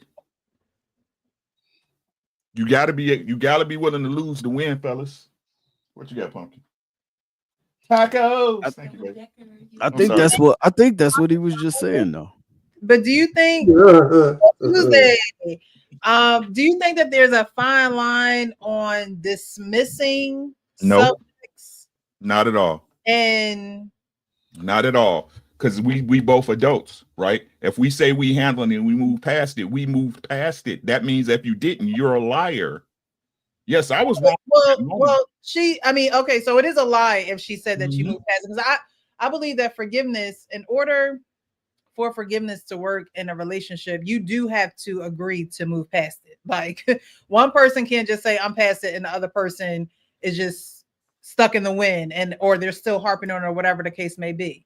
Now, I think that women need to be honest and say, yes, I have forgiven you, but I have a hard time processing it, or I need to do some inner work, or I need to speak to the lady, or whatever the case may be.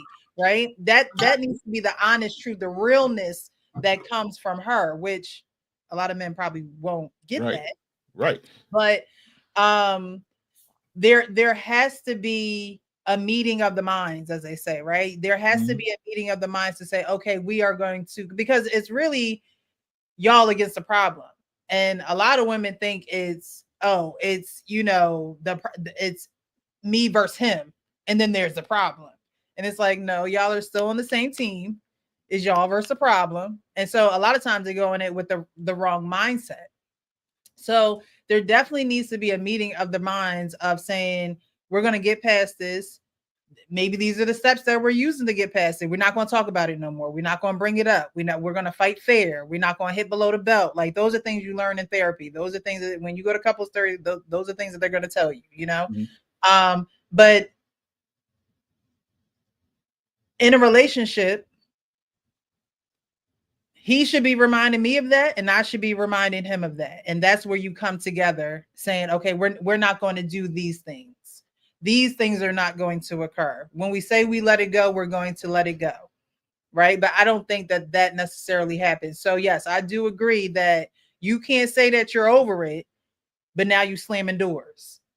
Now the microwave door about to go off the hinge because you're just so mad, but you can't really be honest and real about how you feel about it. Or shoot, get a hobby to get write, draw, get it out. Like, you know what I mean? But you're taking, most times it's getting taken out on y'all. Like most out of 10 is getting taken out on y'all. But that has to be something that women are honest about, honest with themselves about. Because a woman can go in a circle all day long. All day long, right? And y'all straight, I'm going down the road, right? And so women have to be honest and say, I don't know why I can't get over this, and actually do the work to get over it. Not say, oh, I'm gonna just tuck it in the back, and then something y'all do may irritate her, may not be to her liking, whatever the case, and now she pulling that back out the satchel, plus whatever is irritating her, which is probably not even a huge deal, but because she hasn't dealt with what she can't get over, she's not going to be able to get over even the smallest things. You could Yeah, be with pressure. your mouth open. Precious. A trigger is unresolved trauma. Mhm. So that's why she's triggered. That's why she hasn't resolved it. She hasn't let it go. And if you're not going to let it go, I don't know where they get. Tell me, where does this rumor that women mature faster than men come from? Maybe that's true, but not emotional maturity, because this emotional stuff that we continuously go through, for some reason they're absent to it, or they don't believe that it exists. And we're like, yo, I don't care how many accolades you got, how many degrees you got, there's still a immaturity when it comes to your emotional capacity. And until we address that, you could call me all the enemies, you could call me hating, you could call me narcissistic, you could call me whatever you want. Until we're mature enough to address that, we won't ever get anywhere forward. I think another thing is, men, correction don't feel good for women, right? Don't feel Men good for know, us either. right. However, y'all fight through that. Y'all push through that. Y'all will, correction may not feel good to you, but the implications of the correction and where it's going to get you, and how you can elevate from being corrected, right? Women don't think about the elevation they can get from being corrected. They submit is a cuss word, control is a cuss word. All those things, right, are negative Accountability is a curse word for women. However, if they did submit or surrender to those words and the actual meaning of those words, they realize that it's only for elevation. But they're so stuck on correction, hurting, because when you say we're not going to talk about it, when you say we're done with this conversation, and she still got more and more and more and more and more and more and more to say, that's hurting her inside, not getting that out to you, because she wants you to hurt. She want to go through the back and forth. It's the drama, it's the trauma, it's all of that, right? She's not being elevated, being corrected. She wants to stay at that base level of trauma. And most men don't want to stay at that base level of trauma. It's like, all right, girl, I know you've been traumatized, but come on. It's a new day. We moving on to new levels. But if you ain't trying to move on to a new level, there's nothing that I can really do with you. But women, I can definitely say that there are women who don't want to feel the hurt of it's almost like going to the gym. You haven't been to the gym in a while, your thighs burning, you can barely walk down the stairs. Mm-hmm. That hurt. Yeah. Okay. Well, you're loyal to your feelings as opposed to... Right. You're correcting your muscles, you're correcting the nervous system, you're correcting those things, and it's not going to feel good at first. But getting in the flow of it and being disciplined, your body starts to acquiesce to it. So I think with the forgiveness thing, now our pain said, well, how many times are we supposed to forgive? 4 or 5 times? If you're forgiving all the time, then something wrong.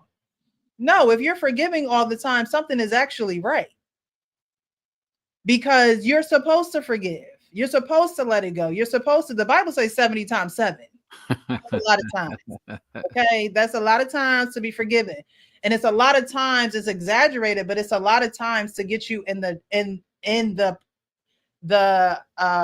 act of forgiving all the time, because your body is not, your selfish nature is not going to allow you to forgive that many times without trying to blame somebody else, trying to see what they did versus what you did, try to see who right, who wrong. Well, to Payne's point, it is how many times, but the reason being is because you never really forgave. 23 hours.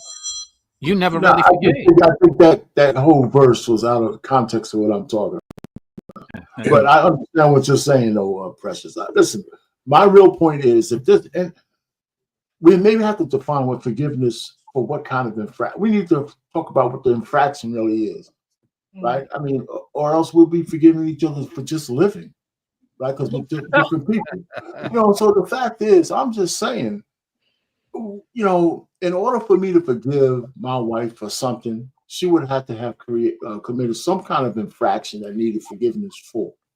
Right. So how many of those things we're gonna go through before I find out that you ain't the right woman for me? Exactly. You know what I'm saying? You know what I'm saying? I Exactly. mean, that's my point. I mean, we don't. Exactly. I mean, I can count on it. I can pretty much One count on hand. my hand how many times we got to the level where we needed to forgive each other for something. But see, I don't want to derail this conversation, right? Because those things still needed to be handled, right? It doesn't have to be 1,000 of them. Even if it's 5, they all still need to be handled. So I agree with that point and that premise. All right, but if I'm going around, I gotta forgive you every time I turn around. You know what? Or you doing some shit I'm pissed off at every turn. We don't have a pretty good relationship. I think it's smart. I think it starts with the small things, right? I truly think that it starts with the small things, especially when you're dealing with someone that maybe hasn't grown up in a two-parent home or hasn't seen, the dynamic of how a man and a woman works together. Especially for women, especially if you haven't grown up in a two-parent home and you're a woman trying to marry, you might get offended at everything. You just might get offended at everything. Like if I didn't see my mom and dad growing up and how their dynamic was, I don't know if I would have the same mental about marriage and wanting to be married and wanting to work with someone and wanting to build with someone and knowing what that looks like day in and day out.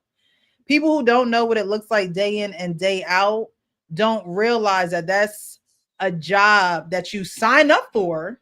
You're signing up for this job, but it's a job nevertheless, to show up, to be present, to think about another person, to serve another person, to be there through sickness and health, to be there for their family when they're sick and needy and things of that nature. If you don't see those things, or even correction when it comes to kids and how my dad always had the last say. It just was what it was. He always had the last say.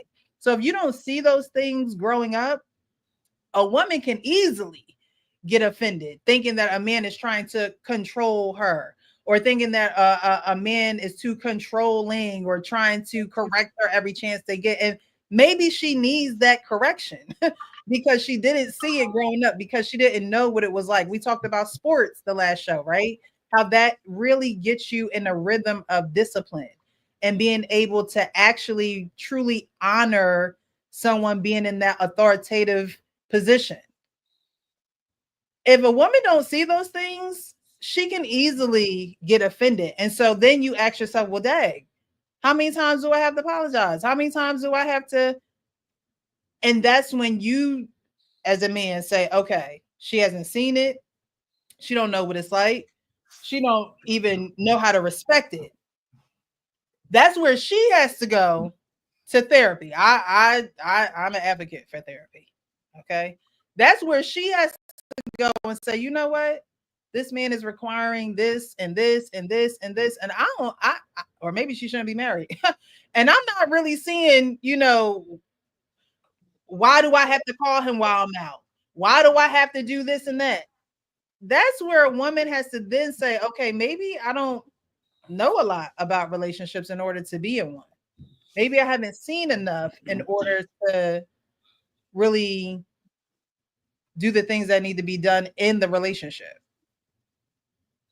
I, Go ahead. Go ahead. I was about to say, I know one thing. If you ever been in a relationship like that, that shit is tiring. I Yeah. know that.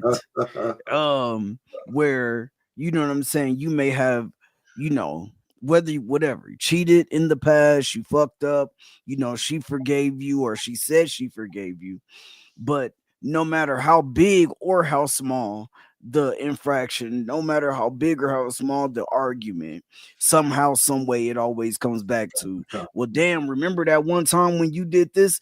Like, okay, well, right now we're talking about something. And then I think bro has gotten to the point to where even when he wants to voice his frustration, because this what that sound like to me, even when he want to voice his frustration, he feel like he can't, because it's going to come back to him like some way, somehow. Like, it could just be a cool day, and then he like, damn, you know what, like, babe, like, whatever, like, you okay? Like, you know what I'm saying?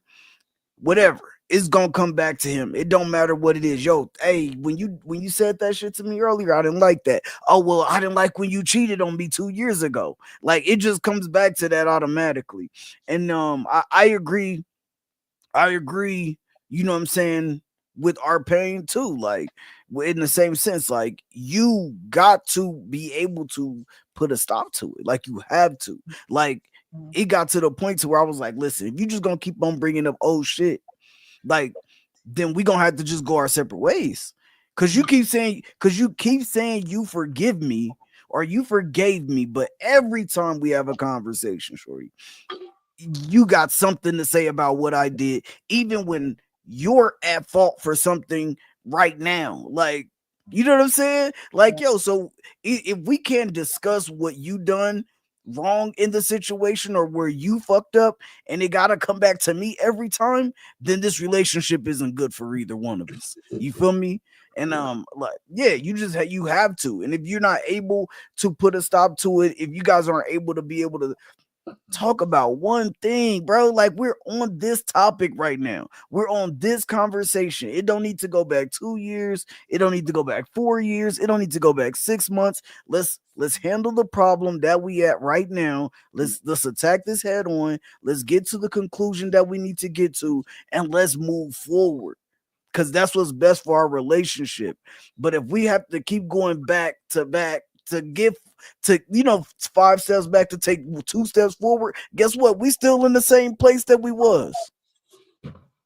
So yeah, you definitely gotta put your foot down and say, bro, sound like he ain't never. And that's what I think that's what I was trying to say too. Like when you don't at some point stand up for yourself and set the precedence, like, that person, a person is who they is, but when they have the power, when they get the power, when they feel like they have power, you're gonna see them even more. It's just the same, you the same without money as you are with it when you got money. But when you get money, people really get to see who you are. You know what I'm saying? It's the same with power. And so if she just sitting here just doing this and doing that and doing it, yeah, bro, it's going to stay the same until you say something. And she might not respect you until you do, to be honest. She probably dress them and everything the way it's her outfit. I mean, when I see stuff like this, I always equate it to my own personal life. Like, I'm sorry, go ahead. No, go ahead. I just want to I just always looked at my life growing up when I was, young man, then, my 30s and 40s, and now in my 50s and being married. So I'm just glad that I was able to sort of dissect a lot of those personality traits in a woman early when I meet them early. I grew, like I said all the time, I had older sisters and younger sisters.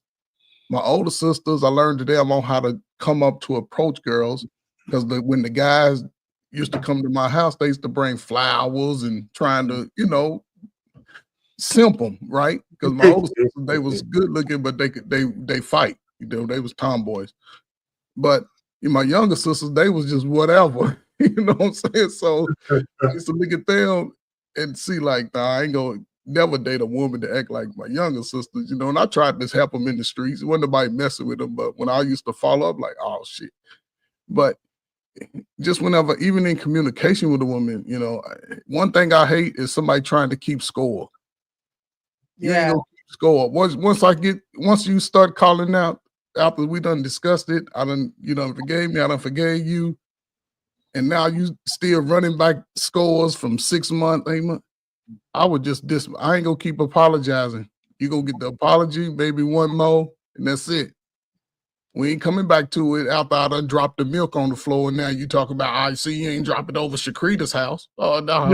Club is not supposed to keep score, right? I don't do stuff like that. Not supposed to keep score. No, but see, at the 77 times 7, no, I'm doing 7. I gotta look that one up. I gotta read that one. Yeah, I'm just saying. I just, even my wife now, when we first got married, we have those conversations, and before we go to bed, we have to talk it out. You know, we'd had a few early in a couple of years, we had to do some around the blocks and ride through the city of Chicago. You know what I'm saying? But it was cool. She wanted to go with dogs head to head out the window, and everything was good. Had a nice meal the next day, maybe a little fun when we got back. But even now, you know, to go through something like that now, you've been in for a few years, man. That has to be hell. I don't know advice to really give. Say, you know, make a decision for your mental health today, and understand you'll be all right. But a woman that moves like that, a lot of them got something to hide themselves because they're trying to control too much. Too much. You're trying to control too much. So don't like I said, man. Don't. I'm not gonna even give you the chance to do that. I'm gonna be honest. I do have a was I almost crying in this video? I could have sworn I heard his voice crack a little bit on this thing. I think it did almost. Did y'all catch that? Look at y'all judging. About to judge him. Go ahead, get on this close, baby. bro. I just heard. I thought I heard When a something. man loves a woman. On Saturday, we went to the park and met with some friends, and we were playing couples games. Yeah. And one question we probably got made him go to stumped the park, on. too. Well, more so, he got stumped on. The question said, how do you know that your partner has forgiven you? And I answered the question very easily. Just, oh, well, you know, you just come back around. You talk to me again. We laugh again. He couldn't answer the question. I'm sorry. I want to stop it right there real quick, though. You see how she said, oh, you just talk to me again. We laugh again. When did we ever fix the situation? When did that ever go down? You just talk to me again. Which means you're okay being passive about it. And then you're passive now, but you're ready to pounce later, right? It's like you're okay with just, oh, whenever you offer me some food, you know, whenever we see the same commercial and it's funny and we both laugh at the same time. I just wanted to point that out because he wants to get to the bottom of it. Right. And she thinks forgiveness is when you laugh again. The expectation of performance. She's not expected to. She's not expected to say, you know what, I was wrong. She's not expected to come and discuss it as a grown up. Oh, just when you're talking to me again, okay. and then try to say what it is, man. He had a problem with it, like he was caught up on it. I knew exactly what they were talking about. When it's like, no, you got it wrong, sis. It's exactly like he said, sis. Because again, he act like it's over with, but what's going to happen the next time they get into it? That old shit coming up. You see what I'm saying? Like Sean says, you are not supposed to forgive the same thing over and over. It's my wife. Many mistakes, and he's right about that. Yeah. So here the verse says, forgive 70 times 7, but it also says that you're supposed to come together, have a resolve. If you can't do that, then get some more people who believe in the same thing that you believe in, bring it to them. But like, it's a whole process before you then say, you know what, if you can't get on the same page, then I gotta go. But that is part of the process, though. So you're right, Sean. You're not supposed to forgive the same thing over and over if y'all can't come to a resolve and work it out. But I just wanted to point out how she just thought that she aced the test by saying that she's forgiven once they talk again and once they start laughing again. I answered the question very easily. Just, oh, well, you know, you just come back around. You talk to me again. We laugh again. He couldn't answer the question. I couldn't answer.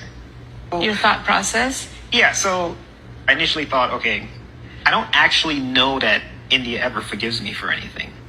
Because every time there's a fight, it's the fight plus whatever else. I'm always like fighting against. Everything that has accumulated. Yeah, everything that has accumulated. Yeah. There's so much already stacked against me. It doesn't even matter what you're saying now. Yeah, it doesn't matter.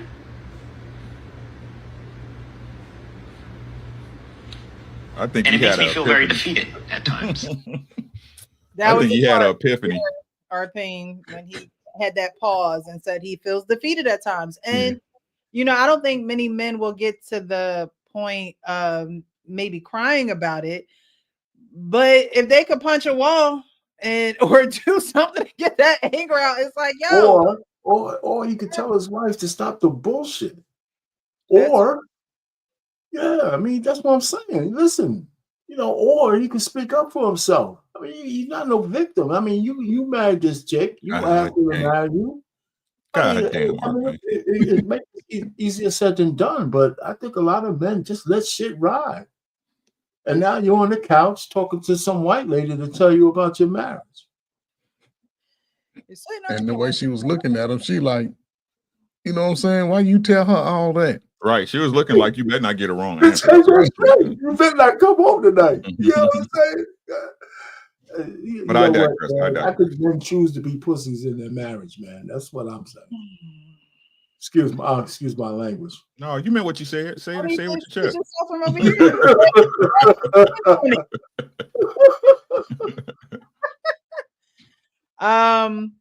But I mean, overall, I agree. What's gonna continue is only what you allow. What you allow will continue, right? And at the end of the day, being a good leader is saying this needs to stop. It's saying that if this don't stop, then this will happen. It's a cause and effect type of thing. And if you don't give that to a woman, she's gonna continue to do what The only power, I'm sorry, the only power a man has in 99% of cases is leaving. That's it. That's the only power he got. So if she can't meet him halfway on what he asking, all he could do is leave her alone. That's it. I agree. And like Arpane said, that probably needs to happen a lot more to straighten some of these women out. Because I think women think that these men just aren't going to leave them, or these men aren't going to stop providing for them, or they're not going to stop being there for them. And I mean, and it's men that's the problem. It's men that's the problem. This is crazy when you think about it. This shit is insane. I don't think I wouldn't go to couples therapy if that was me. I wouldn't need couples therapy in that situation. And I think that's where men shouldn't be afraid to sort of talk to other men about those type of situations. Get different points of views, because going to the therapist, more than likely, she's going to arrange it, and it's going to be in the end, it's going to be a biased opinion in a sense. I would go to, and it's easier that I found out, especially when I was working with young men, when they talk to other people that don't know them. Because a man will hold a man accountable in a sense. A man will just give them most men will give the best unsolicited advice, meaning they will look at both sides of the story and just try to go from there. It wouldn't be based off, what the mama did or the father did. Like, okay, what's best for you in this? And it may not be, professional, but when you get 2 or 3 good, solid brothers' opinions, you're going to get an understanding of, okay, let me just do the right thing. You know what I'm saying? Because when he got to that space, he's talking about it, but yet he still has no voice. Right. He still has no voice because the woman, the white one, Becky, she gonna try to analyze it and find fault in both of them in a sense, but sister, she's still playing it's like a little childish game that they play sometimes. But I think it'll be better for men to learn how to decipher that early on before they commit to that. Because they give you the signs. People just want to be with that woman for some reason. But I think you if be they loving her too, man. Come on, y'all. You be no, loving no, her too. no. What I'm saying, come on, man. I think brothers can get ahead of that type of rhetoric, though. I think brothers, if they can get ahead of it, in a sense. But she's who she is. She was that before. She was that before. Is there a part 2 to that, or is that it? Yeah, is there more to that conversation? No, it's just that clip. But I mean, it's a couples therapy on HBO, I believe it's on HBO. They do a series. Yeah. Hey, Coach Ferg. The thing is, you said you wouldn't have been on that couch. He ain't have a choice. Bro already said he felt defeated, man. Bro ain't had no choice. She said, listen, we going on couples therapy.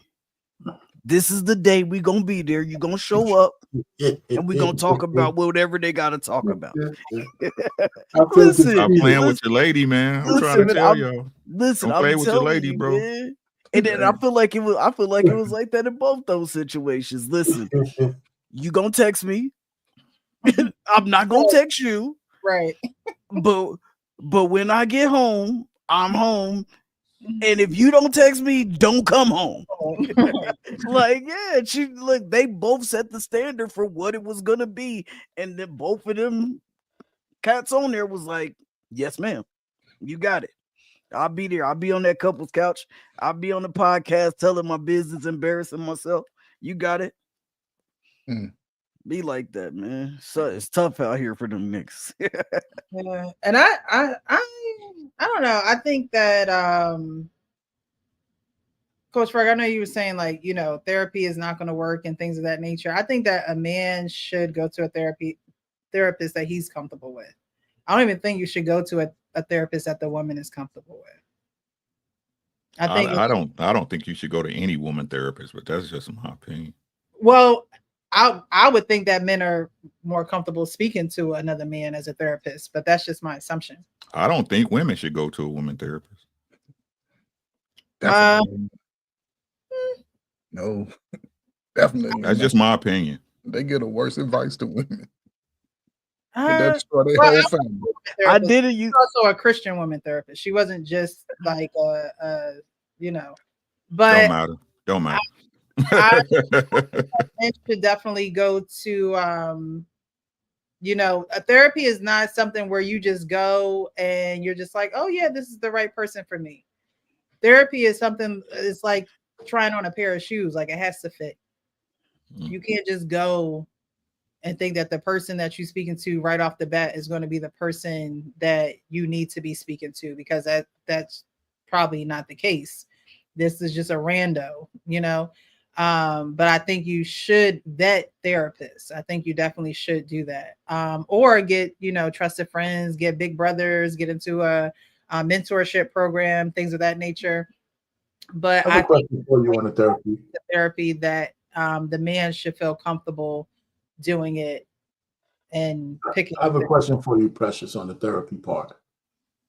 Do you think when you're vetting therapists that women will vet for a therapist that they feel comfortable would agree with them more than a man? Right? So, you know what I'm saying? That I think women will go for a therapist that they'll feel will be in her favor in a discussion.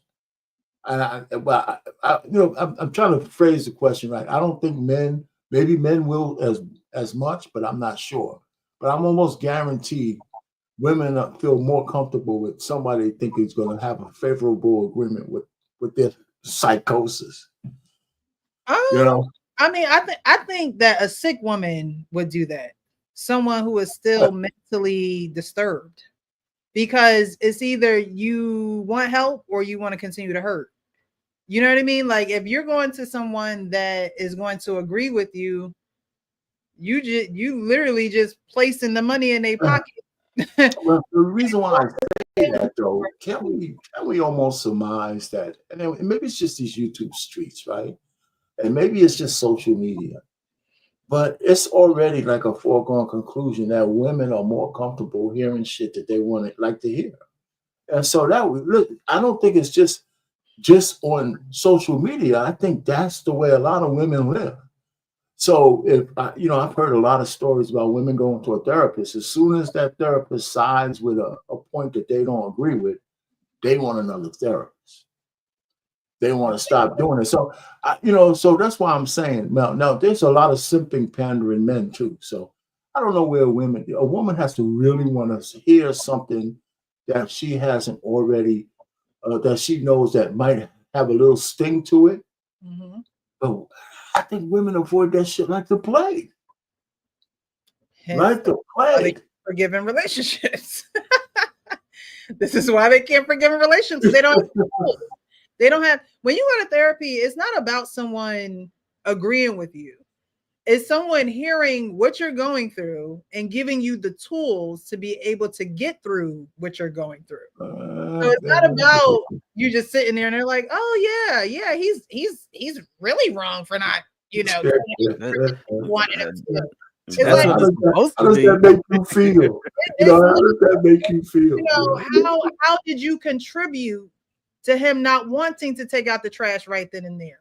What did you say to him? What words did you use? What tone did you use? And this is what you could do in the future. So it's not about a therapist agreeing with you. And I think that therapist, I think she was wrong for putting words in his mouth. I honestly think that. I think she should have just let him get out what he had to get out. She putting words in his mouth like, oh, and yeah, it's like everything you say doesn't matter. You know, I think that she saw how disturbed he was by the behavior of his wife, and she went to go put words in his mouth when she should have just sat there and been quiet, totally quiet. Sometimes you got to be uncomfortable in the quiet so that that's almost like a sales tactic. You know, but if he was such a cornball, he might have had to have that drug out of him. But damn, he a cornball now, Arpain? God damn. I still think she should have just sat there. He's so upside down in his relationship, he needed to have a drug out of him. God damn. Because you also don't, it shouldn't feel like a 2 against 1 type of match. The therapist is there to be a mediator, not to be a tag team. Like, you know what I mean? So I agree with you.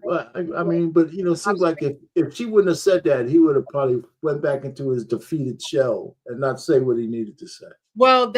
So in my personal opinion, I think that he needs individual therapy rather than couple therapy. I think he needs to do that first. Because if you don't have a voice, you can go to couples therapy all you want. But if you don't have a voice, it ain't gonna work for you. He's still riding home apologizing to his wife right now in the car. I didn't mean to say that, baby. If he can't, I didn't mean to really say that. Damn, Arpain. If he Come on, can't, man, get a brother some slack. God damn it. That's all Arpain to me. couple therapy ain't gonna do nothing if he can't, you know. Precious. He don't need therapy. You know what he need to do? You know what that brother need to do? What? He need to come over here when you doing your next live Tuesday or Wednesday. We need to invite him on the panel. Come on over here Tuesday or Wednesday and let Uncle Rick talk to you, man. It's over. You'll be good. Come on. Come on over. It'll be short and sweet. One session. You gotta be willing to lose it, bro. It's simply what it is. People hate to hear it. You gotta be willing to lose. That's when you're gonna find out what she really about. It's simply what it is. I hate telling y'all that, but it's the truth. It's the truth. You know, we all can't be as lucky as Coach Ferg. You know what I'm saying? Y'all can't be as lucky as Coach Ferg. Yes, I can. Yes, I can. Yes, I can. You just gotta be looking with your third eye. I just want to take the time to thank Harrison, L. Nixon, as well as Darnell. Thank you guys for the cash apps. I appreciate you donating to the platform. Thank you, thank you, thank you. We are going to head to our final thoughts because I got to get up early in the morning. But I mean, tonight was awesome. I mean, the first part just blew me away. Wasn't even expecting it. So we're going to get to the final thoughts. I appreciate everyone who has tuned in tonight, whether you're watching it now while we're live or you will be watching it on the playback. I hope there is something that you could take away from the show. I hope something touched your heartstrings. I hope something influenced you to, you know, do things a little bit differently, see things a little bit differently, and forgive, right? Like, we're talking about forgiveness tonight. And that when my brother came on earlier, which was a really real situation, you know, it's going to take forgiveness, and maybe forgiveness to himself first, you know, in order to get where he needs to go in his relationship with our Father. You know what I mean? So forgiveness is huge. And I think that if we do let go of those offenses, if we do let those things go, we'll be a little bit lighter. We'll definitely be a little bit lighter. Won't have as many attitudes. Life will be a little bit more peaceful. But certain things you just gotta let go and let God, literally. Like certain things you just gotta let go. It's not worth it because you become sick inside. And when you become sick inside, they say stress is one of the number one killers, right? You're stressed because you're sick. You're stressed because you're um, going through horrible things in your relationship, in your family life, and your professional life. All that stuff is intertwined. And as much as you don't want to talk about it, as much as you want to, kick it to the back burner, oh, I'll get to it, I'll get to it, I'll get to it. Your gut, your health is going to get to it before you do. So, in order to get ahead of the game, you're going to want to forgive. You're going to want to let it go. You're going to want to have that conversation and you're going to want to move forward because forgiveness is on the way to moving forward and elevation, like we were talking about. And there's nothing wrong with forgiving someone and meaning it and letting it stay there and moving forward. That's the main part. If you want to forgive somebody, let it stay there. Don't continue to bring it to the next conversation, to the next time you're offended, because it ain't going to do nothing but set you right back to where you were before the first time you forgave someone. So if you ain't going to mean it with your whole heart, don't do it. Don't do it. So we're going to go with our final thoughts. We're going to start with Uncle Rick, go over to Coach Ferg, go to our pain. We're going to end with the champ. Oh, ain't nothing. Hey, good to see you here. Thank you so much. I appreciate you. No problem. I appreciate you letting us know. I know you got travel, so make sure you be safe. Make it home safely, please. Y'all just love up on you. Hey, love up on your people, man. Y'all know, like crazy times call for times is crazy. Like just love up on your people, man. Y'all see it. You know what I'm saying? Family's what you make it, not what you're born into. So y'all be easy. Y'all stay safe. Love y'all. Thank you. Good night. Coach Ferg, final thoughts. Well, Precious, today was probably one of the most authentic shows that I've seen or been a part of. But I feel that for me, I spent a lot of years with brothers like your brother.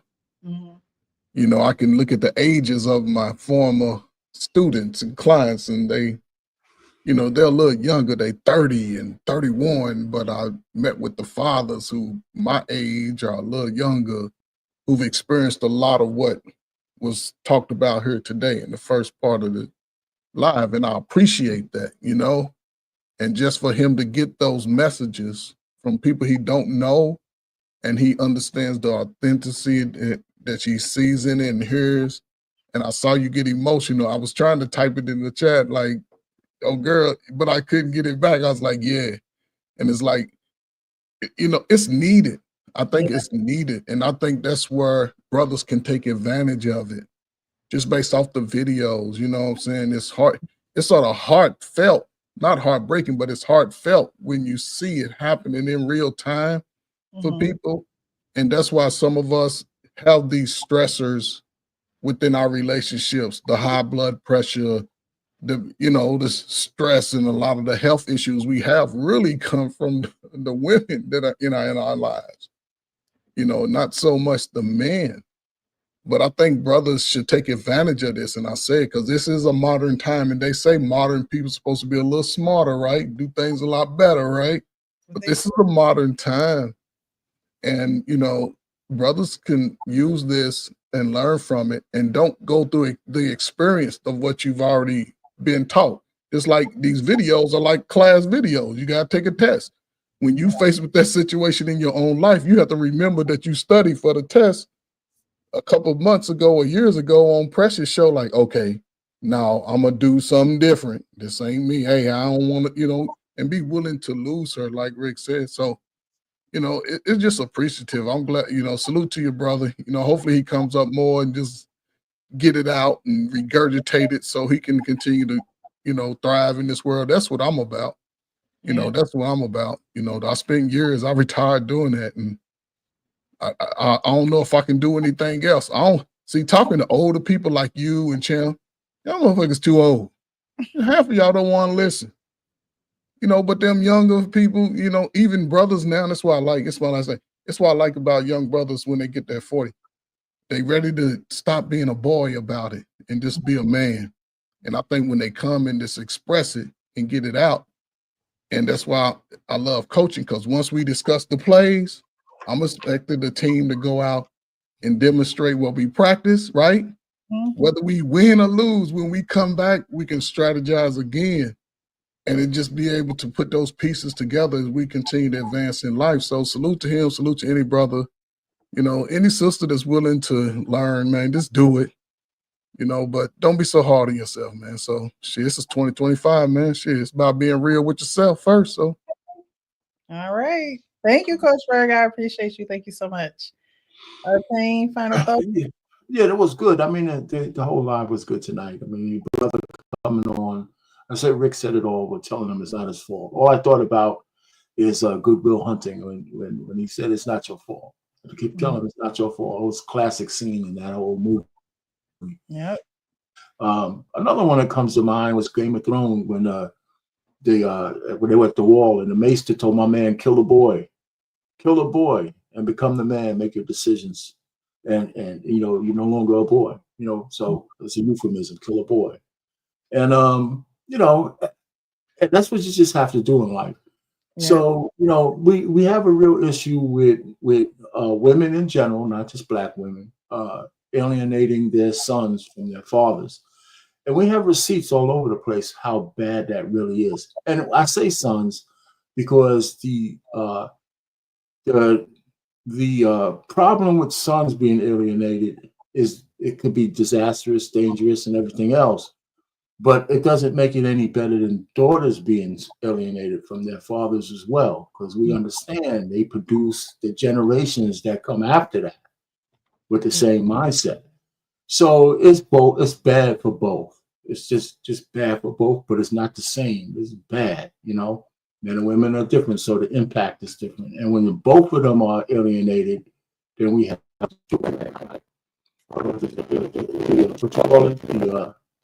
the perfect storm. So anyway, so it was a good show. I like this one. And the forgiveness thing, me, I always, if there's a lot of shit that you have to forgive, then you guys are not in lockstep. But I understand that you should handle each issue as they come up and resolve them. And the resolution should be known to both. Yep. Right. Yep. But even with that, precious, women being such as they are, when the new shit comes up, I can still hear them refer to the old stuff, even though we thought we resolved it. And that's where all the time. That's where women have to do better and be intentional about how they communicate and what they should say and what they shouldn't say. It's a daily practice. It's not something that a woman is going to get right off the bat if that's the type of woman she is. And the man has to remind her. I thought we handled that already. Right. The man does have to remind her, but like you said, and I'm the one that said forgive 70 times 7, but at the end of the day, how many times? Sometimes it's not even about, it's about the trust factor of it all, right? Like, why you keep throwing this back in my face? Do you not love me enough to want to rid me of this type of, shame, ridicule?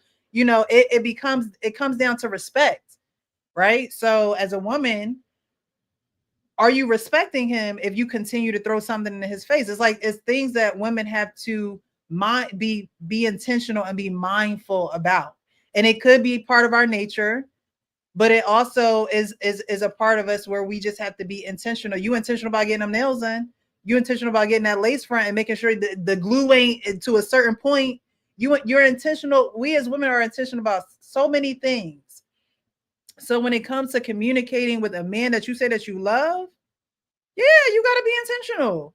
You have to hold your tongue. You have to watch your temper. You got to watch your attitude. Those are things you have to be intentional. There's no question. It's not up for debate, right? Those are things that men require. That's what you're demanding from her. And it shouldn't be that hard. But if it is that hard, I can understand. I can understand why men are like, no, I'm not dealing with this. I'm out. See you. Bye. I can understand that, because if I'm asking you to be intentional about that, you don't have to ask me to be intentional to work to provide.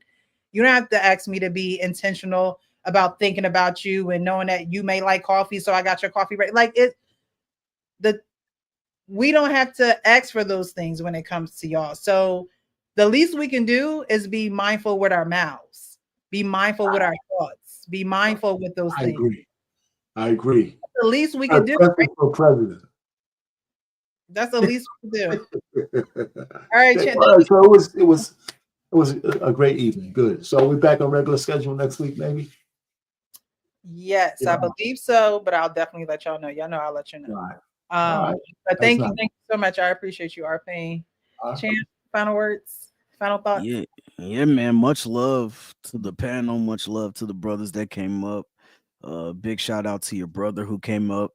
I think we have to do more to bring more brothers to this channel, more people to this channel.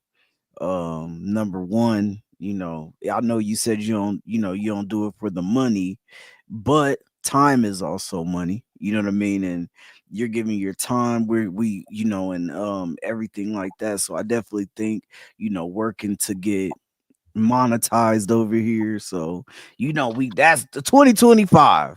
You know what I'm saying? But yeah, but just bringing a bigger crowd over here, because I think that tonight show how impactful podcasts can really be, or just a panel of people who have life experience and aren't out here just talking about talking points online, and acting like they're God's gift to women every day, like you know what I'm saying, or she's the baddest bee on the planet. Like, we had a real conversation tonight, and it was impactful, you know what I'm saying? And there's so many brothers out there that probably could have watched that tonight, seen that tonight, and it could have made a difference in so many more people's lives. Of course, all we want to do is be able to, get one, and that's great. And we're like, I'm like, that's pretty dope that it turned out to be your brother. We seen the emotions, we see you trying to hold it back. But yeah, this was one of the most impactful, moments that I've seen on a podcast, man, in a super long time. You know what I mean? So I'm just thankful to be a part of it. Like coming up here, having a good time with you all, and yeah, man, I thank you, brothers, man. And matter of fact, lastly, just find your tribe, man.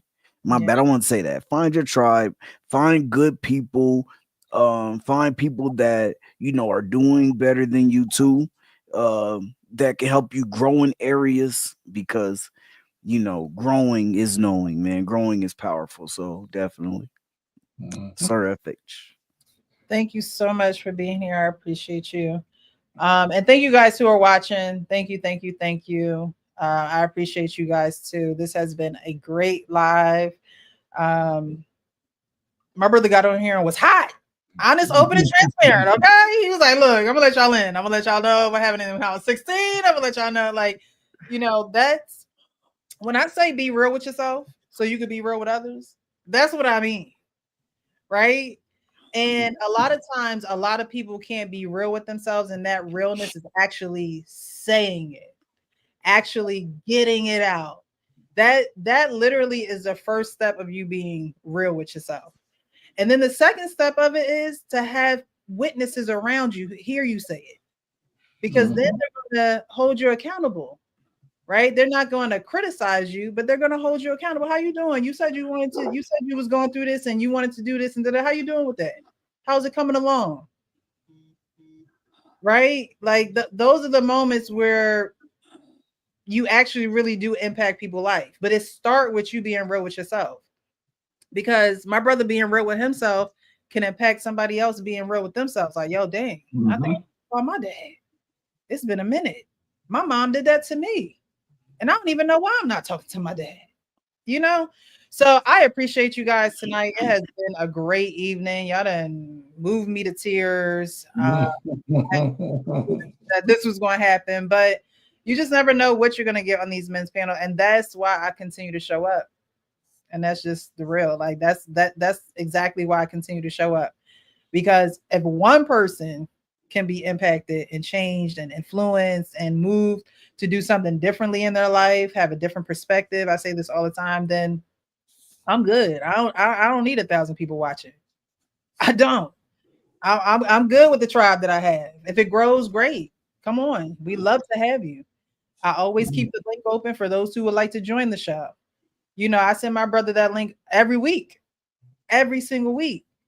But we also have to meet people where they are, and people are going to do things in their own timing. And we can't be mad or offended that they're not answering or that they're not responding back or that they haven't, you know, taken some type of action. No, I'm gonna meet you where you are. You still going through what you're going through? I'm here. Mm-hmm. Right? That's how we have to love people. That's how we have to handle people, with grace, with love, with delicacy. Because you don't know what they're going through. But when they get through it, you'll still be there. So I thank y'all. Thank y'all so much. I appreciate y'all. We should be doing a live next Wednesday. I'll definitely keep you updated once I get my new schedule. But I'll definitely let you guys know. I should have that by tomorrow, actually. No, Thursday, actually. So I'll let you guys know if there's any changes. But until then, like I always say to end my lives, and I'll say it. Precious, before you go, I want to ask you this. Yes. How do you feel right now? I feel amazing. I was actually kind of having a bad day today. I mean, it wasn't really bad, but some things kind of irked me a little bit. But that it don't even matter no more. Like, you know what I mean? It's a small thing to a giant at this point, because that was literally an answered prayer. Literally. Like, you know, just praying that my brother would reach out to our father. You know, hearing my father talk about it and hearing how, you know, he didn't like the situation and how it was going, but he still loves him. That's his son. That'll always be his son. His arms are wide open for whenever he chooses to. You know, that just made everything okay for me. And I hope that he did give him a call, and I hope that you know, he did reach out, and I hope that, you know, we be flying out somewhere soon, somewhere, you know, enjoying each other's company, because like you said, time, it don't wait for nobody. It's not a respecter to men. Like, it's just something you can't get back. And our father is getting older. He does have health issues. And I would hate for something to, you know, happen and they didn't speak and they didn't have that conversation or those moments. You know, I'm blessed. I'm grateful to have met my biological father. Me and him speak every day. So, you know, for that to be the case, and for him to have known our father for as long as he has, his whole life, you know, and they don't speak, I could tell how that was bothering him. I could tell how, you know, that saddened him. But at the end of the day, you gotta let a man be a man, you know, and that's what he was doing, letting a man be a man. And in his own timing, he found his way back. So make sure you be safe on that road. I bet. Platform. Oh, I will. It's gonna be an early morning. I gotta make sure I make that coffee, because it's gonna Are you going north or south? South. I'm going to Atlantic City. We have a work conference there. Okay. Watch out for that black ice, and if you do, don't hit the brakes. Just let up off the gas, everything. Just put your foot on the, you know, and just. Gotcha. Yeah. All right. I remember that. Black ice is dangerous early in the morning like that. So if it's shiny, it's slick. So just and ride towards the middle of the road. Okay. Towards the line. All right. That's black male protection right there. Yeah, just try to ride for towards and look at y'all can drive. I hate driving. You're not driving. Y'all want to drive? Oh, okay. If you're not driving, I do not want to drive. I do not. If I don't have to drive, I will not. Okay. Well, you look two lights I up. trying to carpool with somebody, but they already closer to where we going. I'm like, dang.